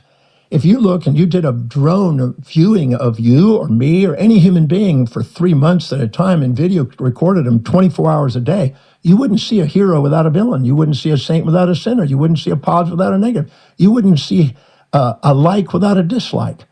Nature has a balance of opposites, and wisdom is the embracing of the two sides of life, not the fantasy of one-sidedness. No, I've been studying this 53 years, and I'm certain that there's two sides of life. You have two sides.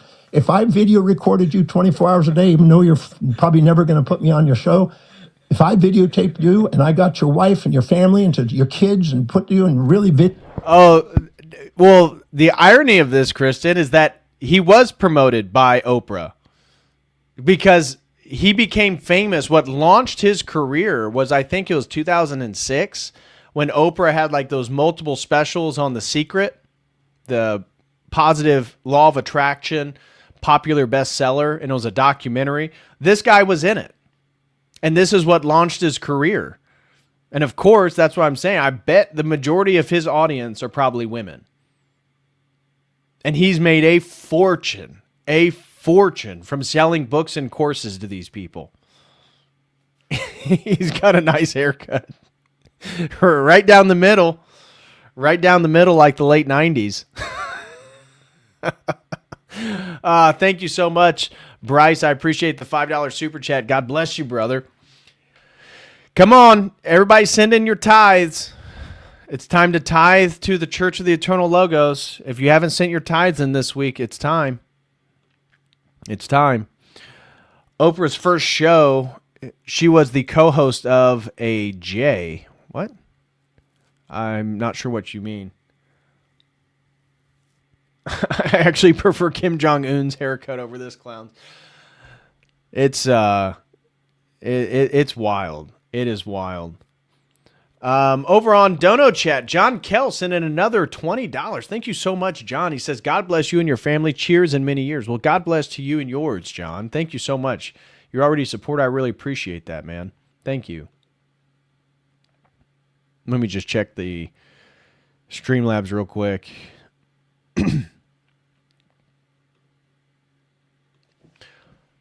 All right.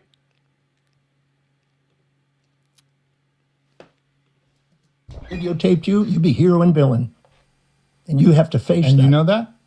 Yeah. Because I know human beings. They have both sides. But so you can know me. But, I don't know you. I just know human beings. You They know have both all sides. human beings. No. Just I because know you that studied human 53 years? nature. Do human beings have a universal nature? Dr. John Demartini? You see how his worldview, he has a relativistic morality, but he believes in universal laws, and he's claiming to know what human nature is like, and it exists on a polarity. Was that revealed to you? How do you come to know that? Interesting how objective those things are and universal, but not morality. Has a set of values. Sure. And they're going to have their values supported and challenged throughout their day in life. For sure. And they're going to react nice and mean and kind and cruel. And if you try to deny that in yourself, well, then you're in denial, because that's Look, nature. everybody is capable of the both. greatest of both. I agree Hero with and you. villain. I agree with you. We're capable of it, but it doesn't mean that we I have no desire choose to get rid it. of myself. If you want to love yourself, you're never going to love yourself trying to get rid of half of yourself. You are not going to love yourself trying to. Look, I agree with you actually here. Here we go. Here's the alchemical amalgamation of the hermaphrodite. Well, you got to incorporate. You're never going to love yourself unless you incorporate your feminine side and your evil side and your dark side and combine that with your light side. This is a bastardization of like yin and yang. This is a false form of, it's essentially a sort of hermetic plurality that he's obsessed with. But again, his worldview just makes no sense. It has no universality to it, except when he chooses it does, and when he chooses it doesn't. And it really makes you think, because what kind of man naturally is drawn to an inclination like this?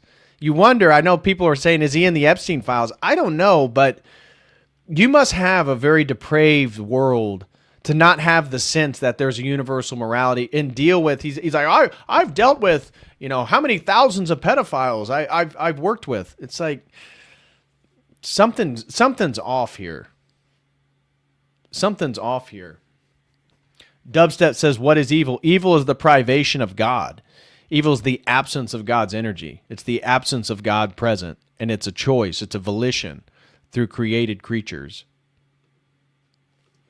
Both sides. You're not used to having this on your show probably, but you're going to have both sides. And your loved one and your wife and your kids are going to have both sides.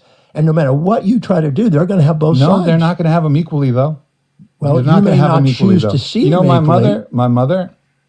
You may not choose to see both sides. No, but you may choose to I may not choose to express both sides. That's what a hero does. You may not. I will not. But Nick, it's so annoying listening to two morons argue about what a hero is. You guys don't know what a hero is. you into a situation where it comes to the surface. Nope. Repressions eventually express. Repression? No, it's my desire. It's not. Your it's not. I don't desire your to hurt is people. your amygdala, and your No, amygdala. it's not. It's deeper than that. It's not. You can't. It's Desire. Jacob says, has he forgiven his mother? I'm starting to think, has he forgiven his uncle? Was it his uncle that he needs to forgive? Is that why he has such a specialty in that area? Maybe he knows how to get over that type of trauma. Reductionist materialist. No, it's not. Desire is universal. I'm a neurologist. The amygdala is a source of desire. Look it up. And your executive center tries to govern it, to moderate it. But all your desires to try to be one-sided are futile. They're non-sustainable futilities. They're not going to happen, one-sidedness. You may lie to yourself about, I'm only a good person, or I'm more good than bad. But you got to look at different people with different perspectives. If somebody comes up to me and has a similar value set to me, they're going to see me as determined and perseverant and forthright. And another person's going to see me with a different set of values, going to see me pig-headed, rigid, and stuck. They're both right in their perspectives, and it's all me. You have both You may choose to avoid certain people that will point out those sides. You may choose. This is again retarded. What he's arguing is that because there's people are multifaceted and sometimes they make airheaded decisions, or they, again, from a Christian perspective, they're sinful at certain points, doesn't mean that they're ultimately their negatives are equal to their positives. You see, this flies in the face of sanctification, the idea that people are actually becoming holy. Martyrs, saints of the church, even clergy and elders. This flies in the face of that because it's saying, no, it's all equal. Everything balancing itself out. And just because you devote your entire life to virtue, well, you did do that stuff that one time. And so, you're both. You're equally evil and you're equally good. That's stupid. It's stupid. It's such a dumb worldview. Thank you very much. Gregory throws in 5, says, oink, oink. Thank you, Pay Piggy. Do appreciate. He says, odds we see this in the file. I wouldn't be surprised. I'd be interested for somebody to do a deep search on if the DOJ still has the search available. Do a little Dr. John Demartini search. See if his name pops up anywhere. I'd be quite curious. He had a relationship with Oprah. And remember Oprah's spiritual teacher ran a sex cult in Brazil? Remember the guy that got arrested in South America? He was considered by some, at least the cult, that he was God incarnate. Remember, and he was promoted by Oprah. You guys remember that? Brady throws in 10. Thank you very much. He said, I'd ask these stupid nominalists what they mean for every concept and word they speak. You have to. That's the only way to deal with these relativists. Same thing with the feminist, is you got to get them to define their terms, because when you give them so much wiggle room with these terms, or you allow them to say morality is relative, but I believe in Platonic universal laws and there's a pattern to history, you got to call them out and get them to define things and highlight these contradictions. But again, that's where you're not going to get that from Aubrey Marcus. He wants to tell him about, the hero's journey. Well, this one time I read Joseph Campbell, and, God has 1,000 masks, and I was reading about the hero's journey, and it's all about, liberation and being able to find yourself. It's like, come on, dude. He appeals to every single religious system in existence. He appeals to every different mythology and spiritual doctrine. What are you talking about, Aubrey? What are you talking about? You used to not want to hear your wife when she's upset with you, pointing out those sides. You may not want to hear your perceptions from your kids when they are talking to their friends. You may want to live in a moral hypocrisy about one-sidedness and try to be a superior being. But you're going to be humbled when you... Trying to pursue virtue makes you one-sided. And that makes you hypocritic. No, we're all hypocrites to some degree, but striving for virtue does not mean you're a hypocrite. This is why, again, listening to this stuff should make the idea of the Christian worldview more believable. If you struggle with the idea that Jesus walked on water and did miracles and he's God incarnate, but you think that somehow this sounds more believable, you really need to analyze your paradigms and systems. God walking on water, if he's in the category of God, makes no contradiction. This guy's worldview is filled with contradictions, and he appealed to universal laws of logic. So, by definition, he believes that his own worldview is refuted. Of course, he doesn't actually believe that, but, this is just total nonsense. You do that? No, there's a choice. We have agency. Yes. I agree that there's Your a choices, do you know where they come from? They come from the experiences that you've accumulated throughout pre-gestational. I don't agree with that. So I don't agree that everything is determined. I agree that actually I believe that we have agency, and then we have a choice, and we have a choice whether to express our darker inclinations, or a choice to express but guess our what's going to more trigger loving the buttons that we're inclinations. going to respond to, because you're assuming that you can override your impulses Yes, and you instincts. can. You can override your impulses. I've wanted to hit somebody and not done it. You've repressed it inside yourself and then attacked your customers right here in front of me.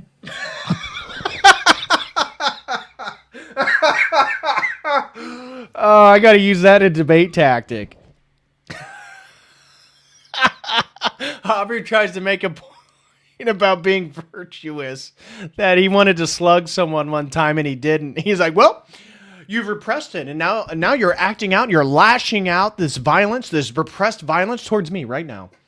Because you won't accept my relativistic morality. You, my friend, you are unbalanced. You have not balanced your polarity, and you're lashing out against me right now. You're lashing out. This is a violent streak that you've repressed since the moment you didn't punch that man in the face, and that's why you should have, because there is no wrong action. What? I'm attacking you? Well, you're basically taking information that goes against what you say, and you're saying, I'm just going to refuse to put it on my show because of it. That's what you just said right here. Can you face that? Because it's like a fight to you. It doesn't match your belief system, so you're ready to fight. You're ready to fight and said, I'm going to avoid that. You're the one that's far more, I'm having far fun more with it. emotional than I am. This is and fun you're the to one me. who's accusing me of attacking you, which I'm not. I'm just putting forward my idea. It's an attack. Your hands are shaking. No, it's attack. I'm calm. When you say that you're going to not go any further on a podcast because of what I'm saying, because that fundamentally means it challenges you and you're wanting to avoid it. No, because it's putting out information that I think is detrimental to the world. I know, and that's you have a prerogative to do that. You're free to do it. It's your podcast. You can throw this tape right out. But the reality is, you can lie to yourself about that you don't have both sides, and you can try to repress it. I never said I didn't have both sides, John. You're putting words in my mouth multiple different times. But you're because saying that that supports your argument. Your agency is not completely under your control. No human being has complete control over their agency. That's the fantasy that people have. They're going to react. You know how I know? Because you've already stated, if I saw this, that's a terrible thing, and you already reacted by labeling it terrible. Yes, if I saw somebody beating a child to a pulp, I would react. Yes. Yeah, I would. But I know, and would you walk away? I know a gentleman right now who's in Australia, in Brisbane, Australia, who was beaten as a child, and right now he's one of the biggest educators in Australia. But does that not mean I shouldn't stop what was happening? This guy's example. What? Well, I'm against beating children. Well, you know what? I know a guy that was beat to a pulp when he was a kid, and he's a best-selling author in Australia. What? What does that have to do with anything? Okay. Him being beat as a child is still wrong. What? Do you know how many books he sold? It was the best thing that ever happened was his drunk dad just beating the shit out of him. That was the best thing that ever happened. He now sells over $1.2 million in book sales every year. What? Oh my gosh. You are going to, if you have a perception that it's evil, you're going to try to protect the child. But should I not? You're saying that there's no ought. I'm not putting moral shoulds on there. That's some authority that you've given power to that's outside you. I'm looking at that situation at that moment and taking that, and based on my experiences and based on my values, I'm going to respond. I may try to protect the child. I may try to run. I may tell this child to run. I may throw a stone. I don't know what I'm going to do. It's all hypothetical until I'm in that situation.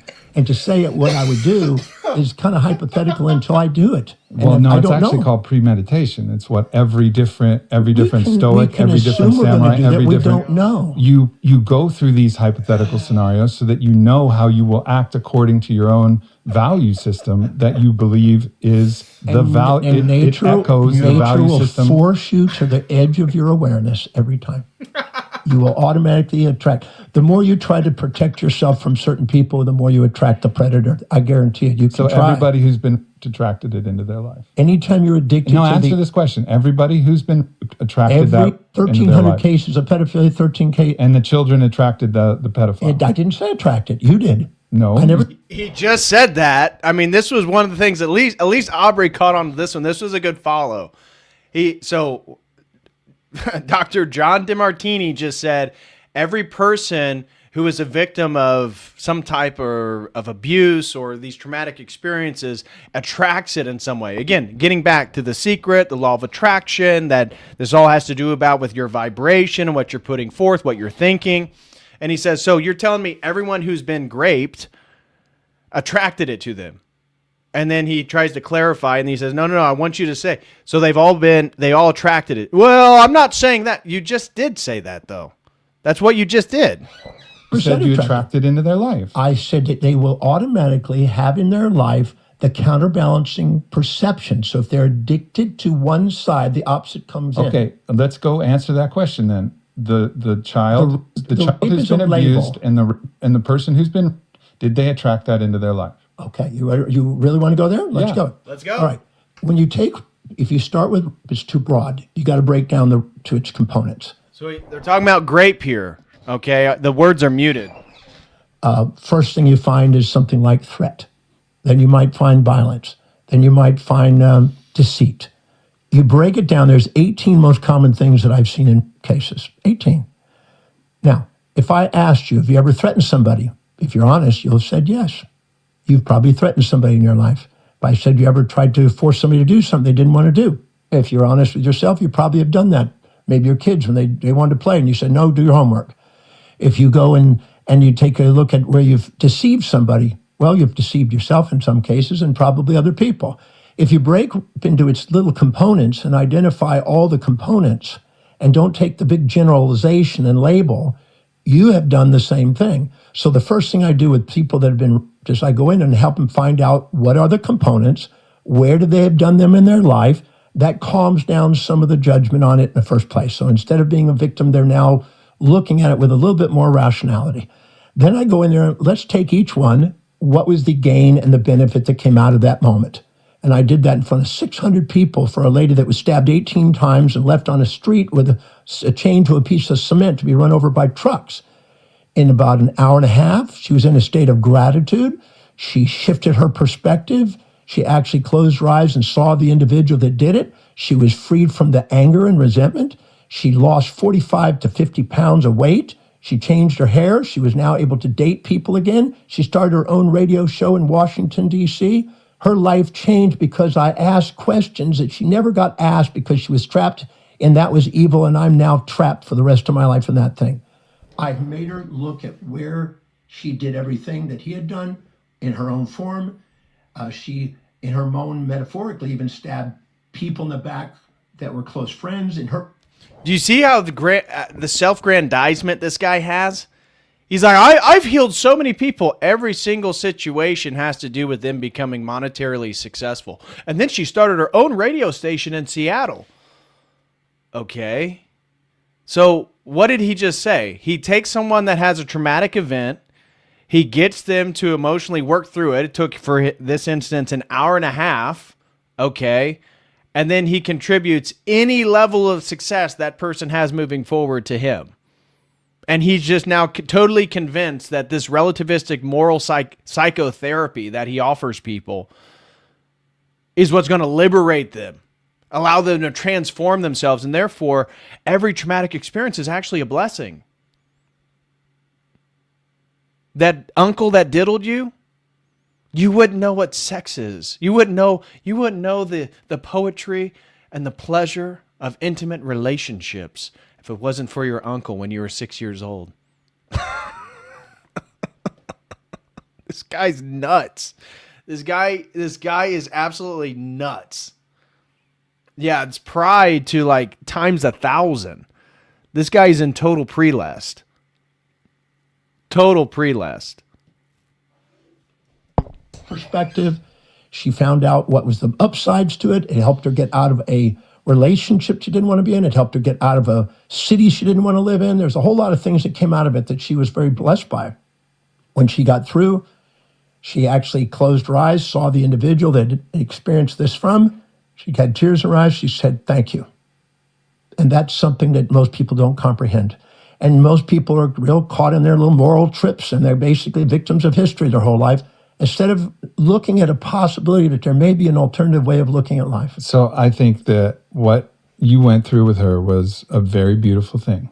Well, I've done that on 1,300 I cases. I don't deny that. And that's why you won't convince me that you can't find blessings in it. I'm not trying to convince you that. But so then is it hold evil? on, hold It's on. not evil Hold on. until you choose to make it stay evil. It can still be evil, bro. That does not logically follow. A person who gets over the trauma of child abuse does not make the child abuse not wrong. What is he talking about? I think he's just like a total consequentialist. It's just totally consequentialism, and that if he can give them this psychobabble and they reorient themselves and move in a positive direction, which he himself, as we've already discussed, cannot delineate what is right or wrong. So how can he tell you which direction you should be going or what is success or what is betterment? He can't. He can't. He contradicts himself over and over and over.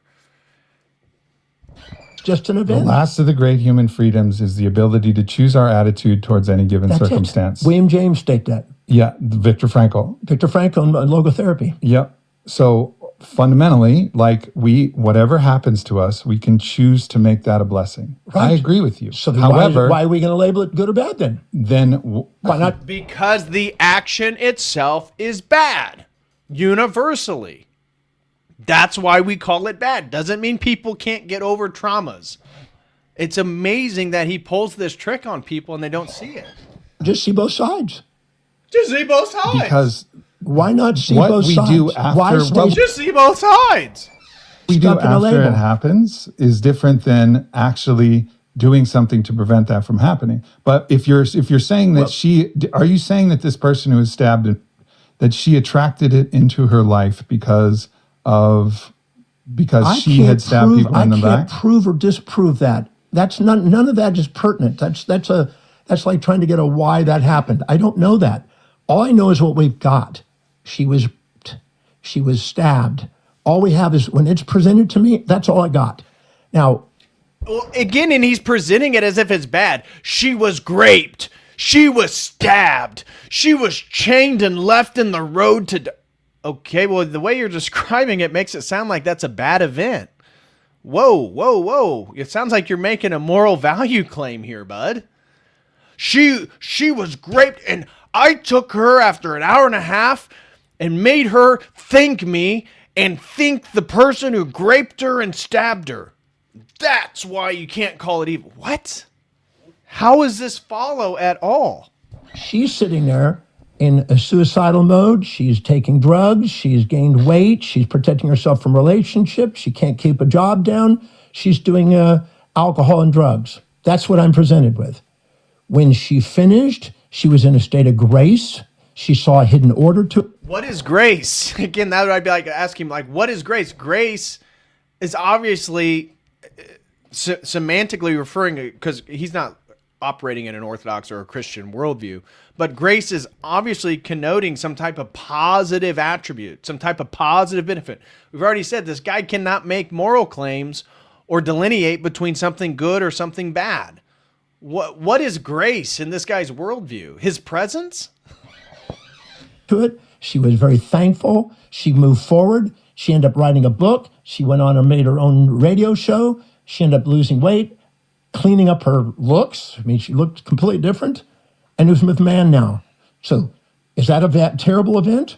Or was that an event that she perceived as terrible, and for 13 or 14 years, no, 18 years, she was in misery over it, and then in an hour and a half, she changed it and turned on and did something amazing in her life. So is that event the cause of all this pain and suffering, or is it a perception of that event and how she decided to see it? That's where we have agency.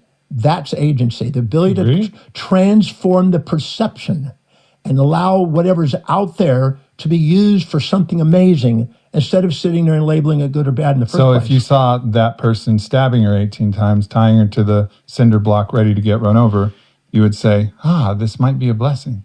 I don't know yet. I can't label it good and evil. I don't know yet. So there's All I know is that Imagine her laying in the street and he's walking by on the sidewalk. Sir, help me. And he's like, look, lady, I can't make a value claim. This may be the greatest thing that's ever happened to you. Here's my card and here's my book. If you want to schedule a session with me, you can do so through my website. Talk with my secretary. I can't help you. This may be the greatest thing that's ever happened to you, actually. Like, this is the last guy you'd want to call in a life or death situation.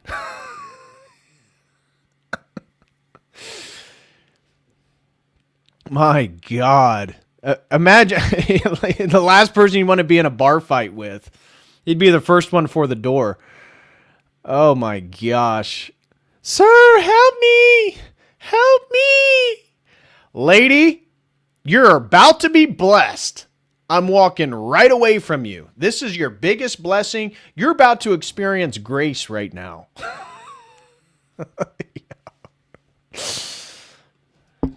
Look, if I go and say that I don't know what's in that guy's mind. I don't know how he's been raised. I don't know what he's been through. I don't know how he's perceiving. I don't know what his values are. I don't know those things. So if we were in his moccasins and we were walking his path, we might have the... Hey, cool it on the anti-Native American rhetoric here, buddy. Dr. John Demartini sounds like he hates the Indians. Easy, bud. Easy with the racism. Cool it. Same behavior. We don't know. I don't know that. I've seen people that have grown up where they're beaten by their dad and they're like that, and they grow up thinking, I just want to stay away from all violence. And then they end up marrying 3 women in a row that are violent like their dads to try to learn the lesson that they're trying to separate one side from the other. And so they go from one pole to the other as a dissociation and a kind of a freeze response, and create a fantasy land out there, and they get addicted to the fantasy land instead of honoring the order of what's there. I'm just a guy that's basically stopping, because if I see black and white and I see good and evil and I start there, I can't help them. I am stuck with them. I'm right there. My compassion is one wounded person buying into the wounds of another person and staying stuck with them in a sympathy, which keeps them juvenilely dependent and not grow. And they stay stuck. I've seen... He just said the reason why he can't make a moral claim, because that would involve compassion. And if he does that, they're going to stay in a juvenile state, and they're going to be emotionally dependent upon the trauma to reinforce the conception and the perception that they have about themselves. You see, they don't have polarity. They got to get the polarity. They got to see it's a blessing. That's what my work does.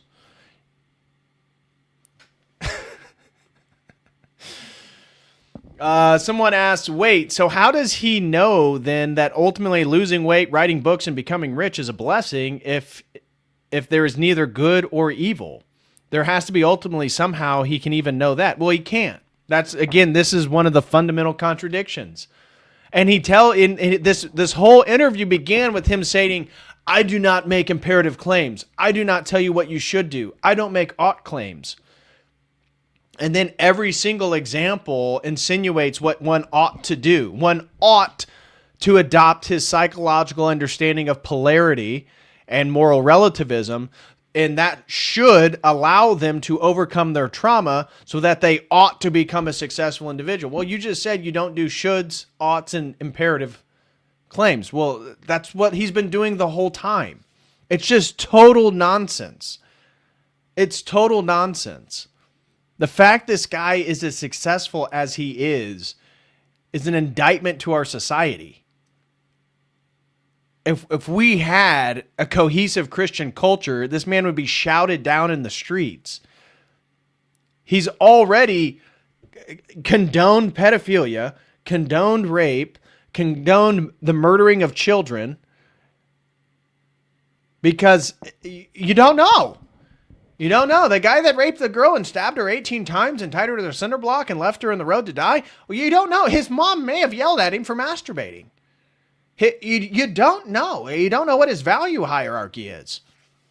His amygdala, thank you, Crispy. His amygdala may have been firing, and once his neofrontal cortex actually had the perception of it, it was filled with all this value hierarchy nonsense that he grew up with, and he kept referring back to his kitty diddler uncle.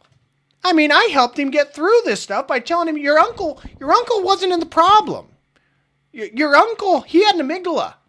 and the amygdala triggered, and it caused him to diddle you. But his uncle diddled him.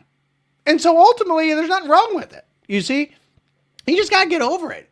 See, you wouldn't be the man you are today if your uncle didn't diddle you. It's really something great.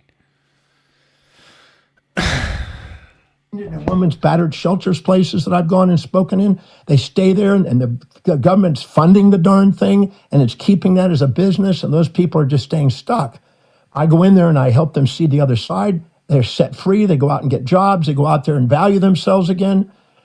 I'm not a victim mindset apologist. I don't believe that we should, So in our why are own we even mind. going to give it a title called a victim? Why are we going to label it as an evil and a thing? Why not just label it as an event?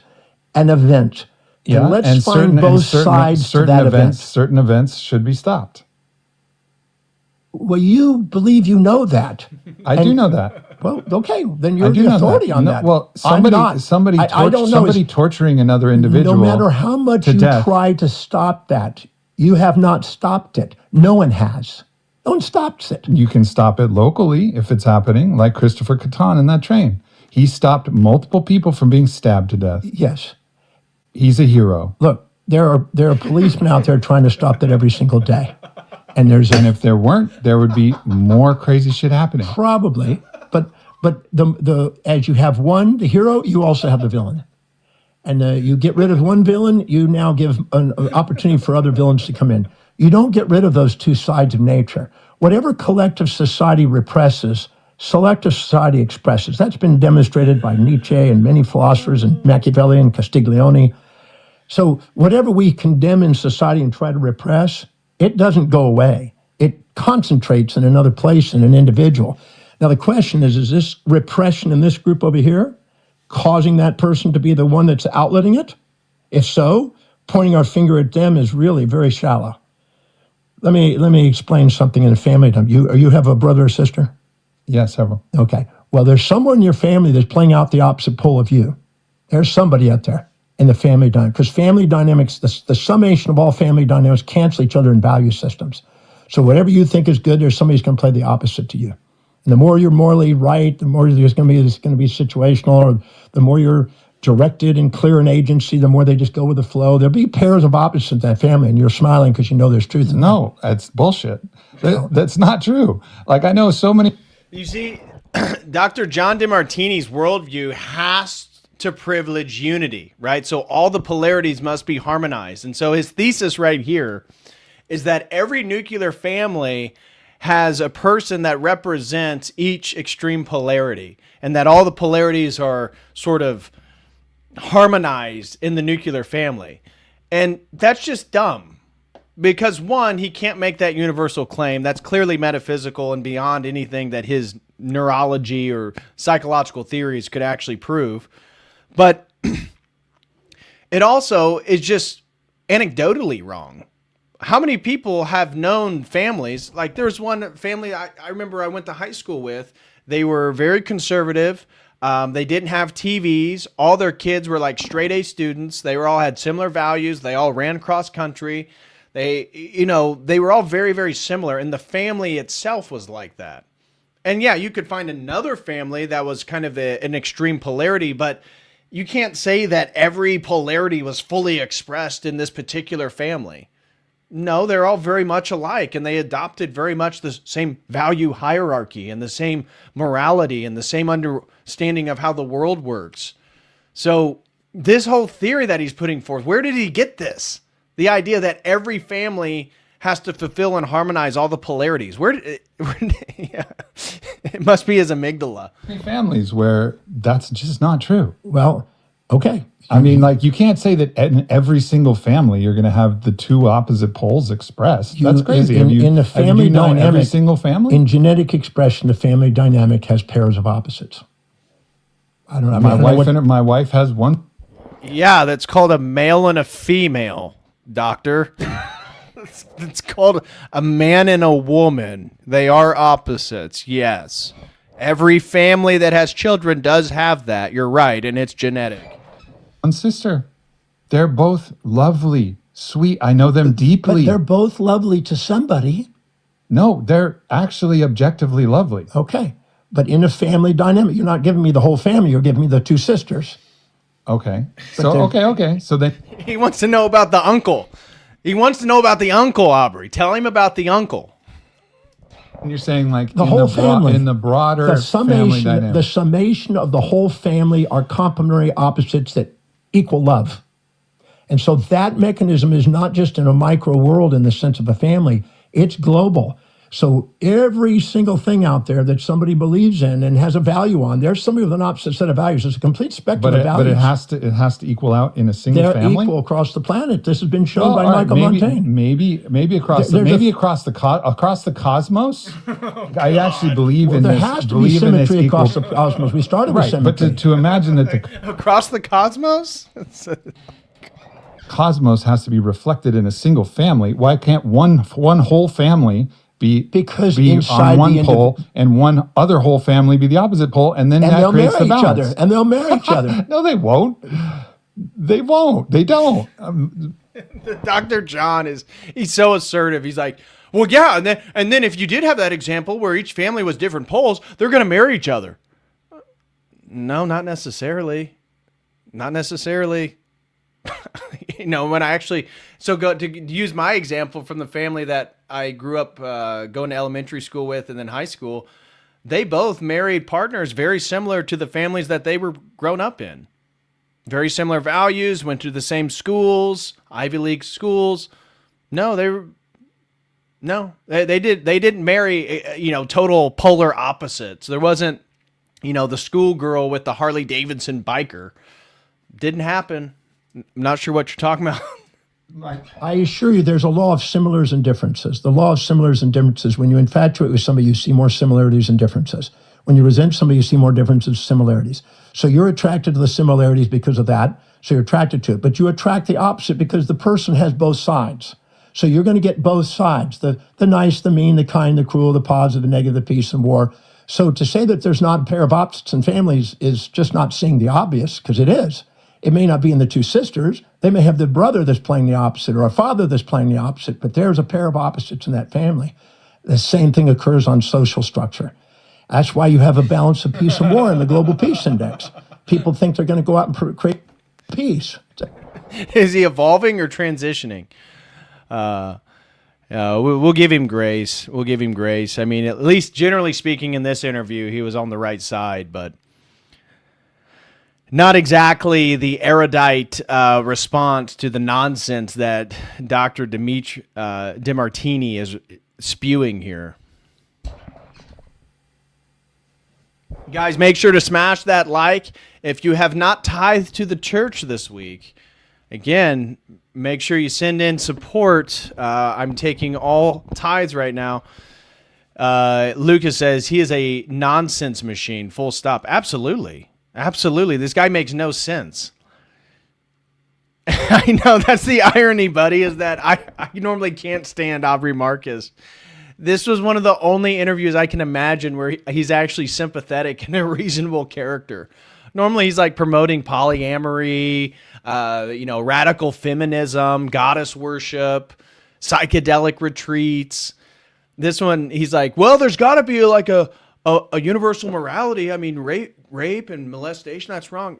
Rightfully so. Thank you, Aubrey. Thank you.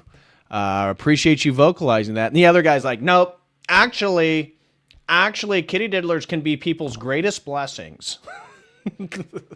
I know this girl, and she actually runs a radio station now.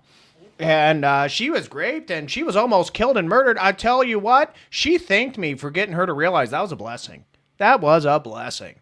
She experienced grace. Come on, guys. Where's my pay piggies at? At least 9 more. At least let's get to 20. Let's at least make it 20. At least make it 20. And I'm telling you, to contribute to the goal, it goes all the way down to $1. So anything that you feel that you would like to support, and we're including the ones on Dono Chat and Streamlabs as well. So help us reach our goal, pay piggies. Where are you guys at? How dudes sound trying to come up for a call out excuse for the third time in a week. Moral universalism is peak degeneracy. That makes no sense. How is moral universalism peak degeneracy? That's one of the dumbest things that I've ever heard. That makes no sense. Are you a follower of John Demartini? Is that where you're getting this nonsense? Is that where you think that moral universalism is degenerate? Unbelievable. A complete delusion and fantasy. Peace and war has been on the balance and has stayed balanced, and every year they document it. 99.7% of the population in the world is being monitored by 23 parameters in every country, showing that these things maintain balance. And if you look at the borders of European borders for the last 1,000 years, there hasn't been 1 year that hasn't had war going on in those countries. So peace and war is. I don't think that's accurate. Actually, I think if we look this up, I think if we look this up right now, Global Peace Index. Look it up. Okay. Historically speaking, has there been There's peace and war. more or less war as time? Well, no, wait, hold on a minute. If you ask different people, they're going to take a side. If I'm you asking AI. I know, but ask the Global Peace Index, which is monitoring the 23 parameters that they base it on by scholars today. It has 83 countries, it's more peace, and 81 countries, it's more war. Next time it goes 82, 81, 83, it fluctuates. Historically speaking, the long-term trend in war and violence shows a substantial decline over thousands of years, though with important nuances depending on the time frame and metric.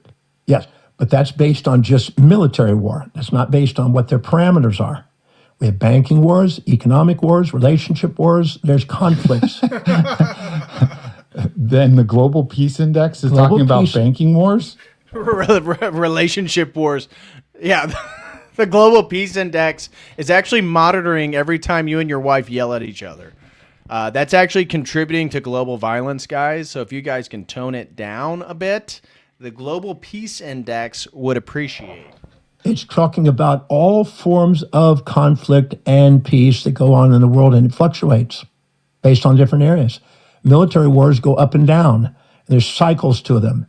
There are military wars that go up and down. No, they've been historically declining over thousands of years. Pull up European borders, 1,000 years. All right, I don't even know what question. It's got an image of the European borders, and they're fluctuating year by year by year. And there's not 1 year that doesn't have a conflict and a war, and a new where the borders of Poland and Russia and all these things are all constantly moving. Every time there's a movement, there's a war. So to say that there's not war going on at all times is just ludicrous. I didn't say that there's not war. I said that there's a decline.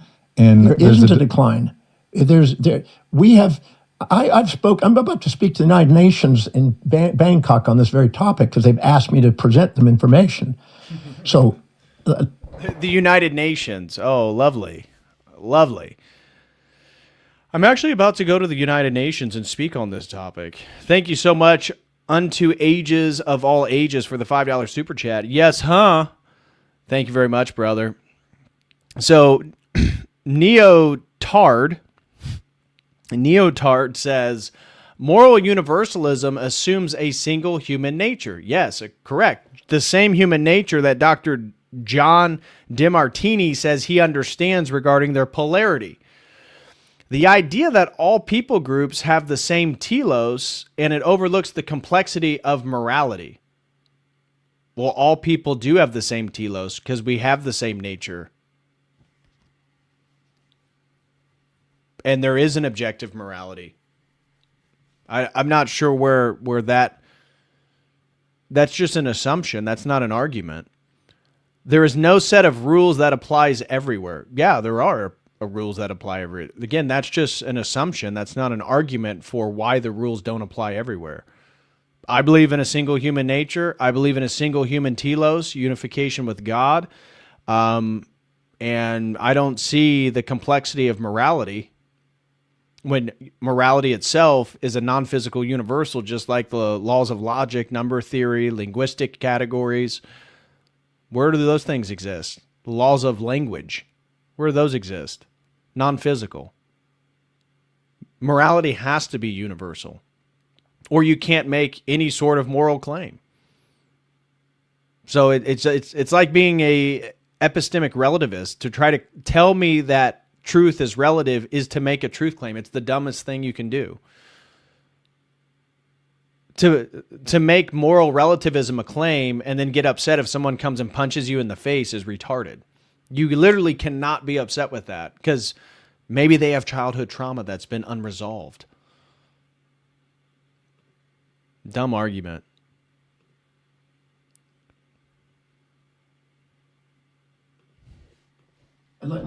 Inside your life, you have moments of calm and moments of turmoil. Fact. Fact. In moments with your wife, you have moments of calm and moments of turmoil. Fact. Okay. Great. When you have your children, you have moments of peace, moments of war, moments of calm, moments of turmoil with your children. Sometimes they're crying, sometimes they're smiling, sometimes they're peaceful in the bed, sometimes they're crying, screaming, and yelling at each other. Don't know that yet, but I will soon. Oh, well, we haven't got kids yet? No. Well, you will discover that, I promise you. Mm-hmm. When you discover that, now when you get with your family, you have brothers and sisters, and they have kids and their family, guess what you'll find? Moments of calm, moments of turmoil. And the good families. How does that have anything to do with moral relativism? The fact that if you have a family, you'll be frustrated sometimes, you'll be annoyed at other points, and other points you'll be really happy. See, it's all real. No? What? What? So what if you have moments of frustration and annoyance or negative experience? That doesn't make everything relative. It's just, it doesn't logically follow. Have a disproportionate ratio of moments of love, calm, peace, like throughout the. That's not what love is. Love is not calm and peace. Love is a synthesis of opposites because your wife, unless you can want to deny you have times when you like your wife and times when you don't like your wife at times, some of her behaviors. That's the fact of life. And if to say you don't have that. That doesn't mean they're equal. You can like someone way more than you can dislike certain behavior traits or patterns. What? That doesn't cancel each other out. You have a wife?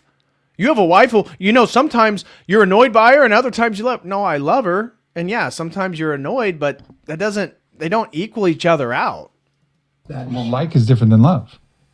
To like and dislike together make up love. You're going to like things she does, you're going to dislike she does. So that's what love. So love's a math equation between what you like and dislike. By that, what you're saying is that the substrate of life itself is love. Yes. I agree with you. Yes. I agree with you. And so the like and dislike. If we have the eyes, if we can see through the eyes of the Christ, the build and destroy. If we see through the eyes of the Christ, behold, I make all things new, and we see the world as love. Fantastic. But build and destroy and the transformation, which is a conservation law, is unviolatable. You don't break that law that's going on constantly. Build and destroy, build and destroy, build and destroy. See, life and death. I think the difference that I have fundamentally is that I actually agree on this cosmic order of these different forces, but I agree that locally we can actually adjust a local. I think there can be, like there's this incredible community in Brazil. It's called the Source Community. They are so unbelievably loving in that. Oh God. There's this really, really beautiful community. I'm very close with them. I'm very close, but I haven't been there personally. So you haven't seen them 24 hours a day. Okay. So you're basing on what you read and you're basing on the hope that they're that way. But if you get to what I'm trying to make a point that you derailed. You're saying that there's not there is no good human communities? being that gets one-sided. There is no human being.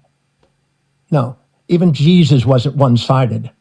So, people like to put that on there. The Constantine wiped out a lot of scrolls that were not included in the dogma that they've got. There's a whole lot of text on there that doesn't show him that one-sided state. So if you go and take all of that, you'll see both sides. And if you take an individual... Jesus wasn't neither, he was neither good nor bad. He was neither. He was neither. He represents the synthesis of opposites. Oh, that's what Jesus is. Wow. I'm so glad a moral relativistic New Age psychologist, neurologist in 2026 let me know that Jesus, what he is he's just the unification of opposites. Oh, wow. I'm amazed the church and all those church fathers and all those people who died for Christianity, why didn't they just know that? Why were they so hung up on the polars? The polarity between the good and the bad. Didn't they just realize they could have just accepted everything? Wow. Look at him.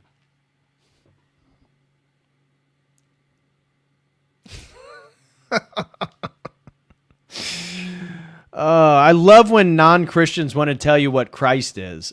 I love that. The synthesis of opposites, because So people- no person can choose to actually express you can have a fantasy side you're of going to a get pole. one-sidedness. You can have the fantasy you're going to be one-sided, but you're not going to be able to obtain it without the other side. So You can have a fantasy you want to be virtuous, but you can't be virtuous without being evil. You got to be both. You got to be both. You can't be one-sided and want to be more polarly positive than polar. No. You got to be both. so It's basic, the idea that people can neither choose to be on this side of the pole or choose to be all on day the other long side. to try to be one-sided, but the other side's still there. You're just You choosing just not don't to see express it. You're expressing it. You're just not aware of it because you're blinded by your morality. What do you mean you're not expressing? I love when a moral relativist tells you you're just blinded by the fact that you're against kitty diddlers. You're blinded by the fact that you would harm a man who was harming your wife. You're blinded by it. You can't even see straight. You're totally blinded by your objective morality. This is the problem with modern people. It's like, what? Oh my gosh. It's amazing. Only an educated person can get to this point. Expressing it. If there's a violent impulse and you don't act in violence, then So you have a violent impulse. You don't act in violent. You're repressing that feeling. Where does that go into your body now? well, it goes out in an ecstatic dance or a breath work in a roar that I howl at the moon. And where does that energy go? It's still energy. To the I gotta pee, but I can't let that one go. Where does your negative energy work? Well, it goes through breath work or creative dance or a yell at the moon.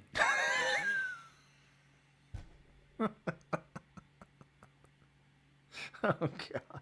Aubrey, you're doing so good, bud. You were doing so good. And then he had to come out with the breath work. Well, how do I get over my frustration? I breathe. I do breath work.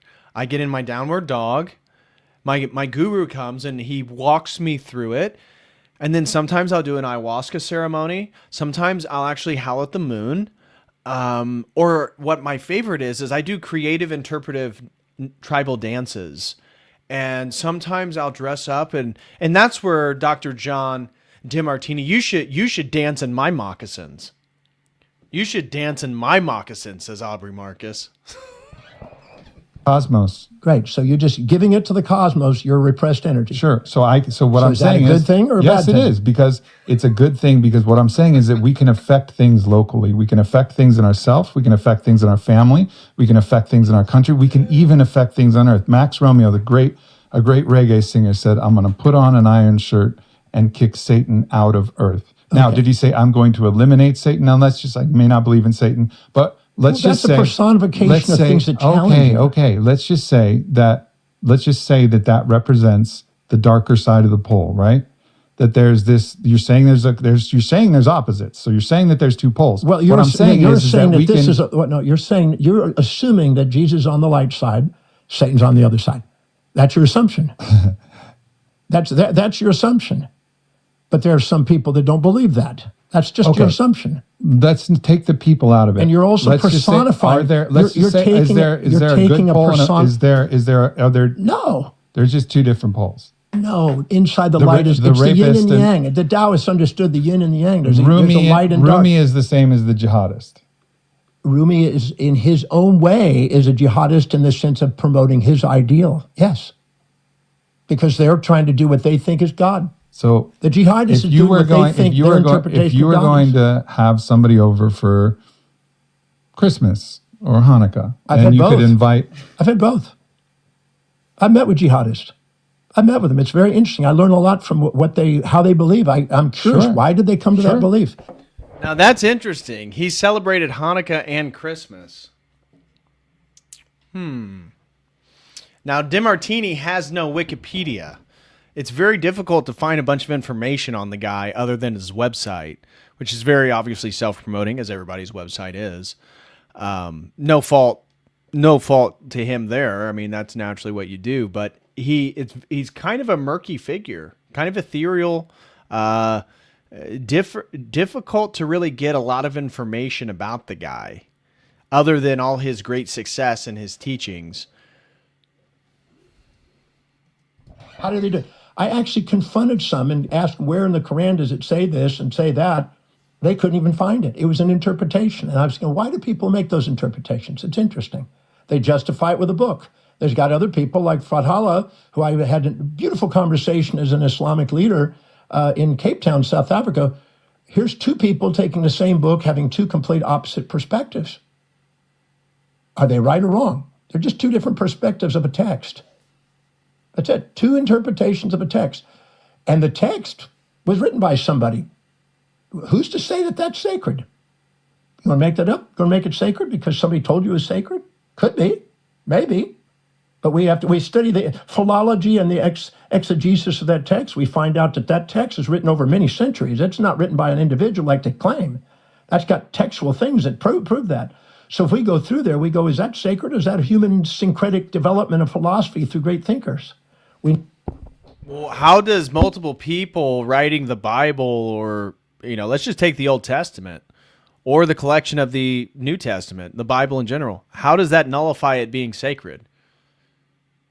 Where is the universal rule that if multiple people contribute to the same project, it nullifies the divinity of that project? Where is that a rule? How is that a logic? That doesn't logically follow.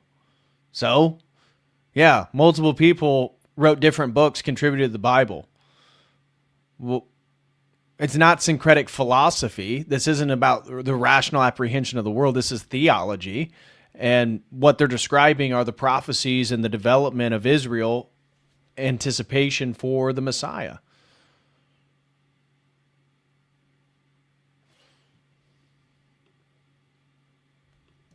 We know that Aristotle and Plato and the Neoplatonic philosophers and even Philo were all influencing other, from Heraclitus, influencing Christianity. We know that Aristotle influenced Muslims. Their belief systems are incorporated into that. It's an integration. The Variety of Religious Experience by William James integrates that philosophical view over time. So am I to make that right or that sacred? No, it's a book. It's written by a group of people. But you're unwilling to make a claim like, let's say Gandhi was a better person than Hitler. Gandhi was aggressive to his wife. Was he a better person than Hitler? He was supposedly having interactions and pedophilia with kids. Who do you think who's a person? Are you aware of that? I am aware that Gandhi had problems. So he's a human being. Yes, but Hitler killed millions of people. No, he didn't. No, he didn't kill. He had people do things. That is very pedantic. But yes, no, it's not pedantic. Because he was the no, there were other groups. The history of the Jews show there was many other groups there besides him. But we also got to realize he was in the Thule Society. I don't know if you went. It's a hidden secret society of the Thule Society.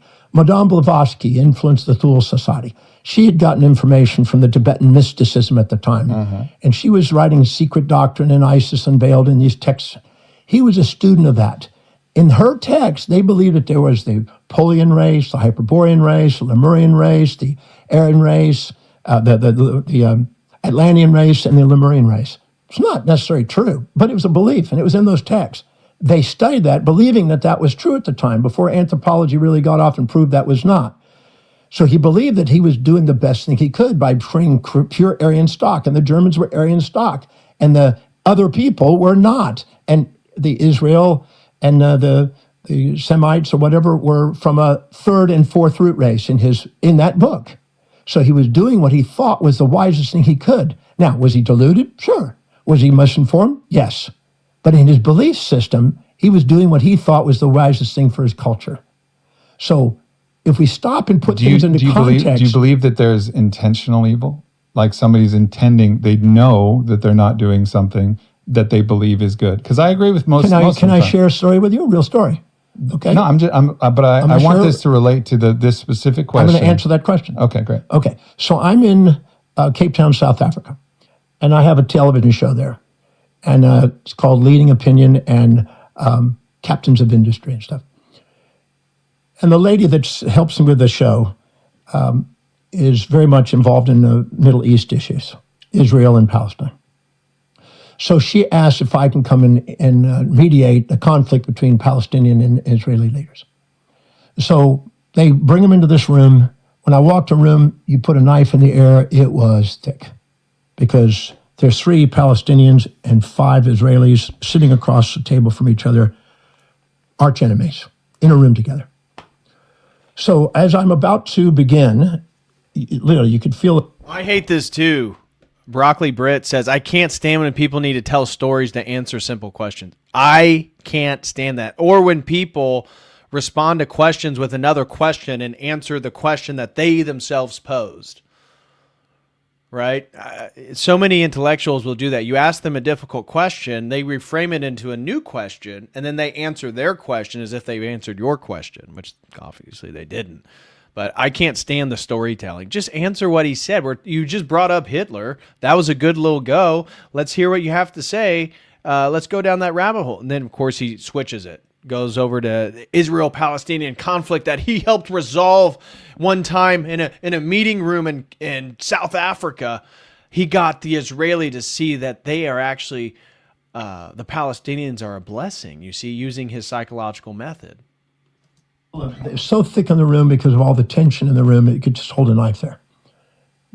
The Israeli lady spoke up and she said, Dr. Demartini, do you believe in absolute evil? And I said, no. She said, well, I do. I said, is that why you spent 14 years trying to negotiate some sort of mediation and got nowhere?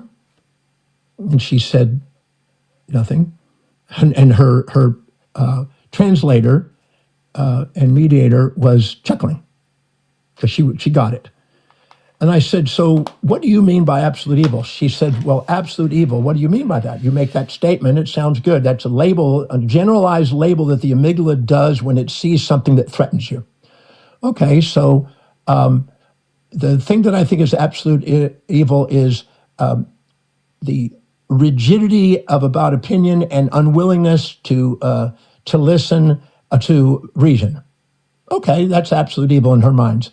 And basically unwilling to come to a compromise. So in other words, real rigid belief system, is that what you're saying? Yes. Okay. And basically a defensive, argumentative belief system. Great. Okay, you say that's absolute evil. Okay, so let's just go to a moment where and when you perceive yourself displaying or demonstrating that behavior. It says, I pride myself on not being that. I never do that. I don't do that. Oh gosh, I'm not gonna force you to guys go through this dumb story. What it amounts to is he does his psychological methods on reevaluating trauma and specific events you have to overcome and how they're actually blessings. And he convinces this Israeli woman who's there with 5 other people, supposed to have some type of negotiation with 3 other Palestinians, and she begins breaking down in tears. And he convinces her that some of the trauma she experienced as an Israeli at the hands of Arabs was actually a blessing because it caused her to be in the position that she was in the Israeli government to work out a peace negotiation because she loves her people and she was horrified by the trauma. And so this then led to her realizing that she wouldn't be where she was if there weren't Palestinians that harmed her and caused trauma before.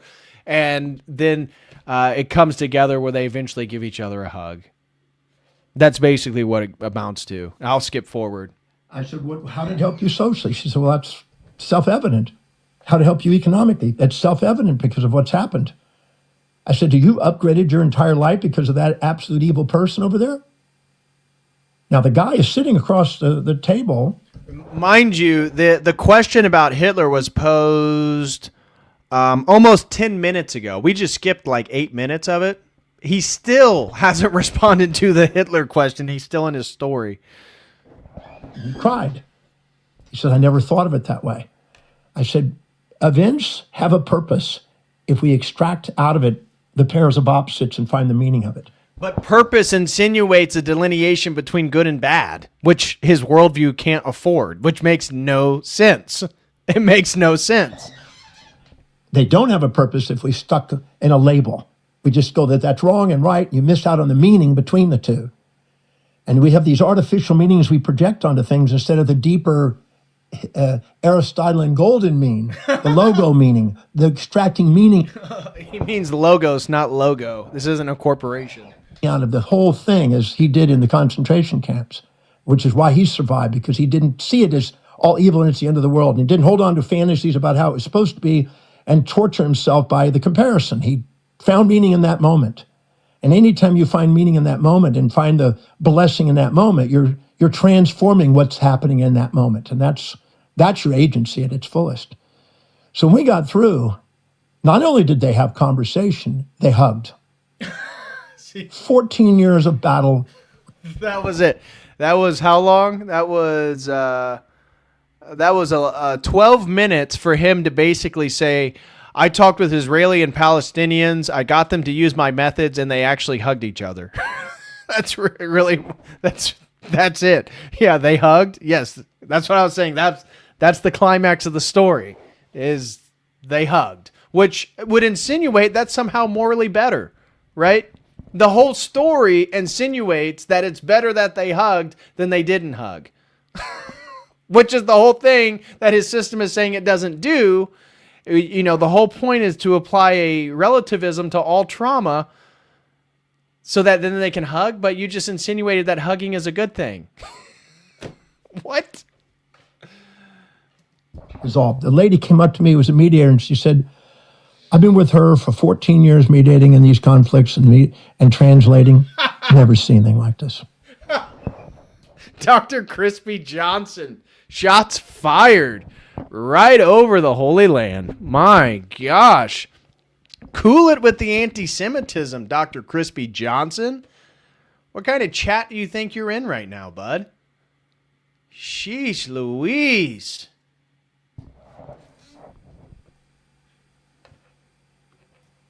Nobody had the balls to tell her that and ask her those questions and put her on the spot. They're afraid. It's politically correct. It's morally trapped.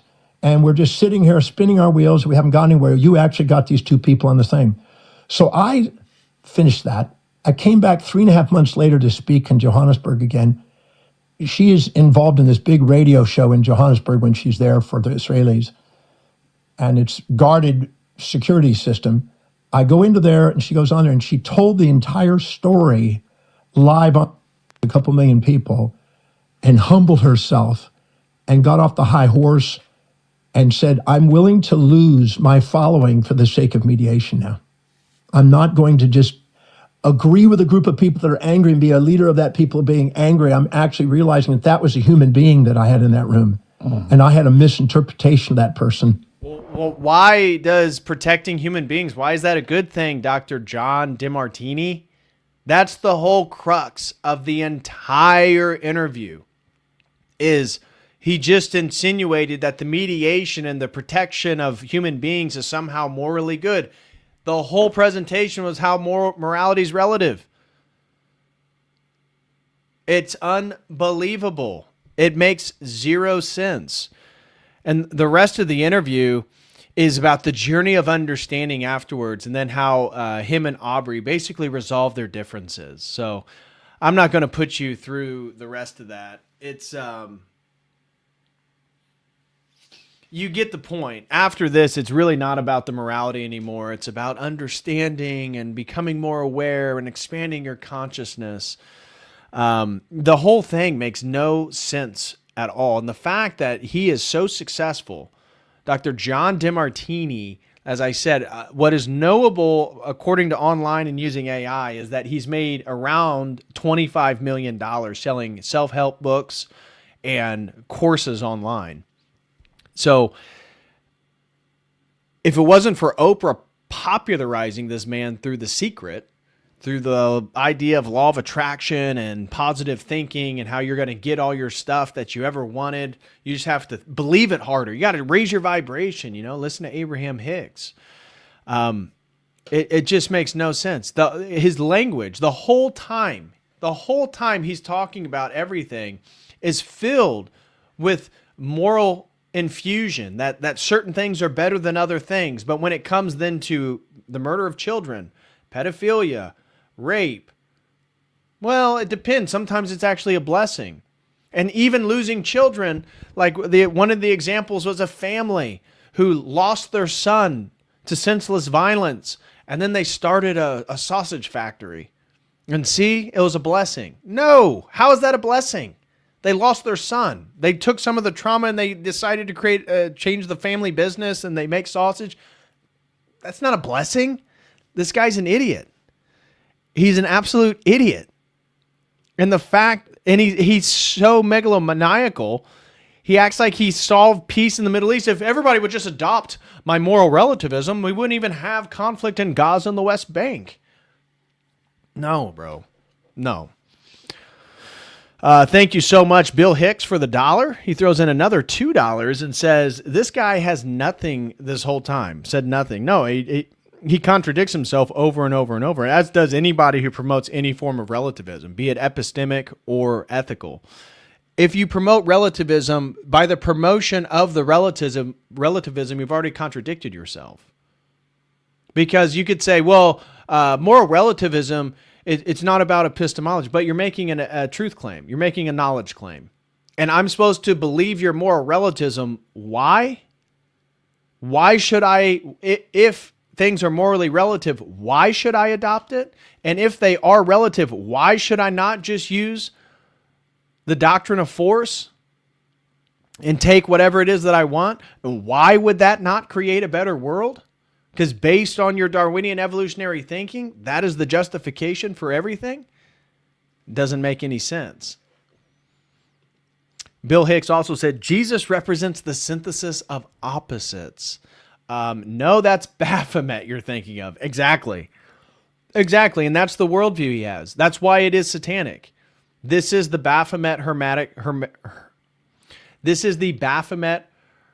hermaphroditic, androgyne worldview where you amalgamate, coagulate, transform, and create a new hybrid, a synthesis of all polarities and opposites. That was the alchemical hermaphrodite. That's what all that alchemical art was about.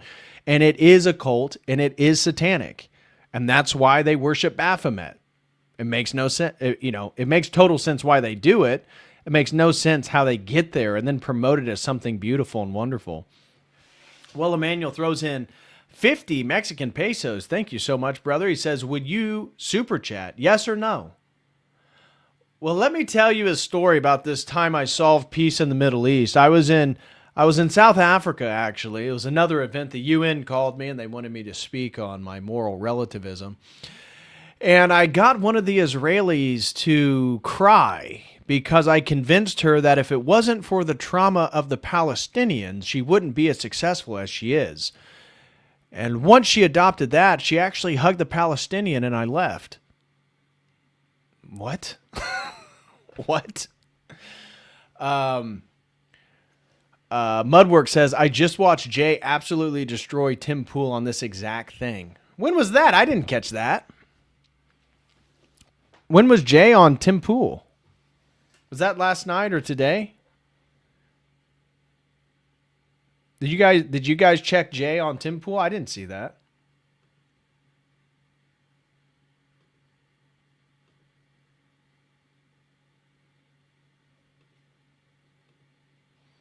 Oh, it's tonight. Oh, okay. Today and yesterday. Oh, Jay's on Tim Pool right now. Oh, very cool. We'll have to go check that out. Justin Henley threw in $5 over on Dono Chat. He says the pay piggies are watching Dyer on Timcast. Ah, gotcha. All right, gentlemen and ladies, thank you all very much for being here tonight. Thank you very much for everyone who supported tonight. I greatly appreciate it. And let's go check out Jay on Tim Pool. That's really cool. So God bless you all. Thank you so much for the support. Don't be like Dr. John Demartini, right? Wait, there are ladies here? There are ladies here. And you must use your manners, okay? We want to be respectful. This is a public chat. All right. Anyways, thank you, mongrels. Thank you, everyone. Blessed Lent to you all. Stay strong. I know that the fast has started. Stay strong. Yeah, respect women. Exactly. Everybody must respect women. Raid Rim.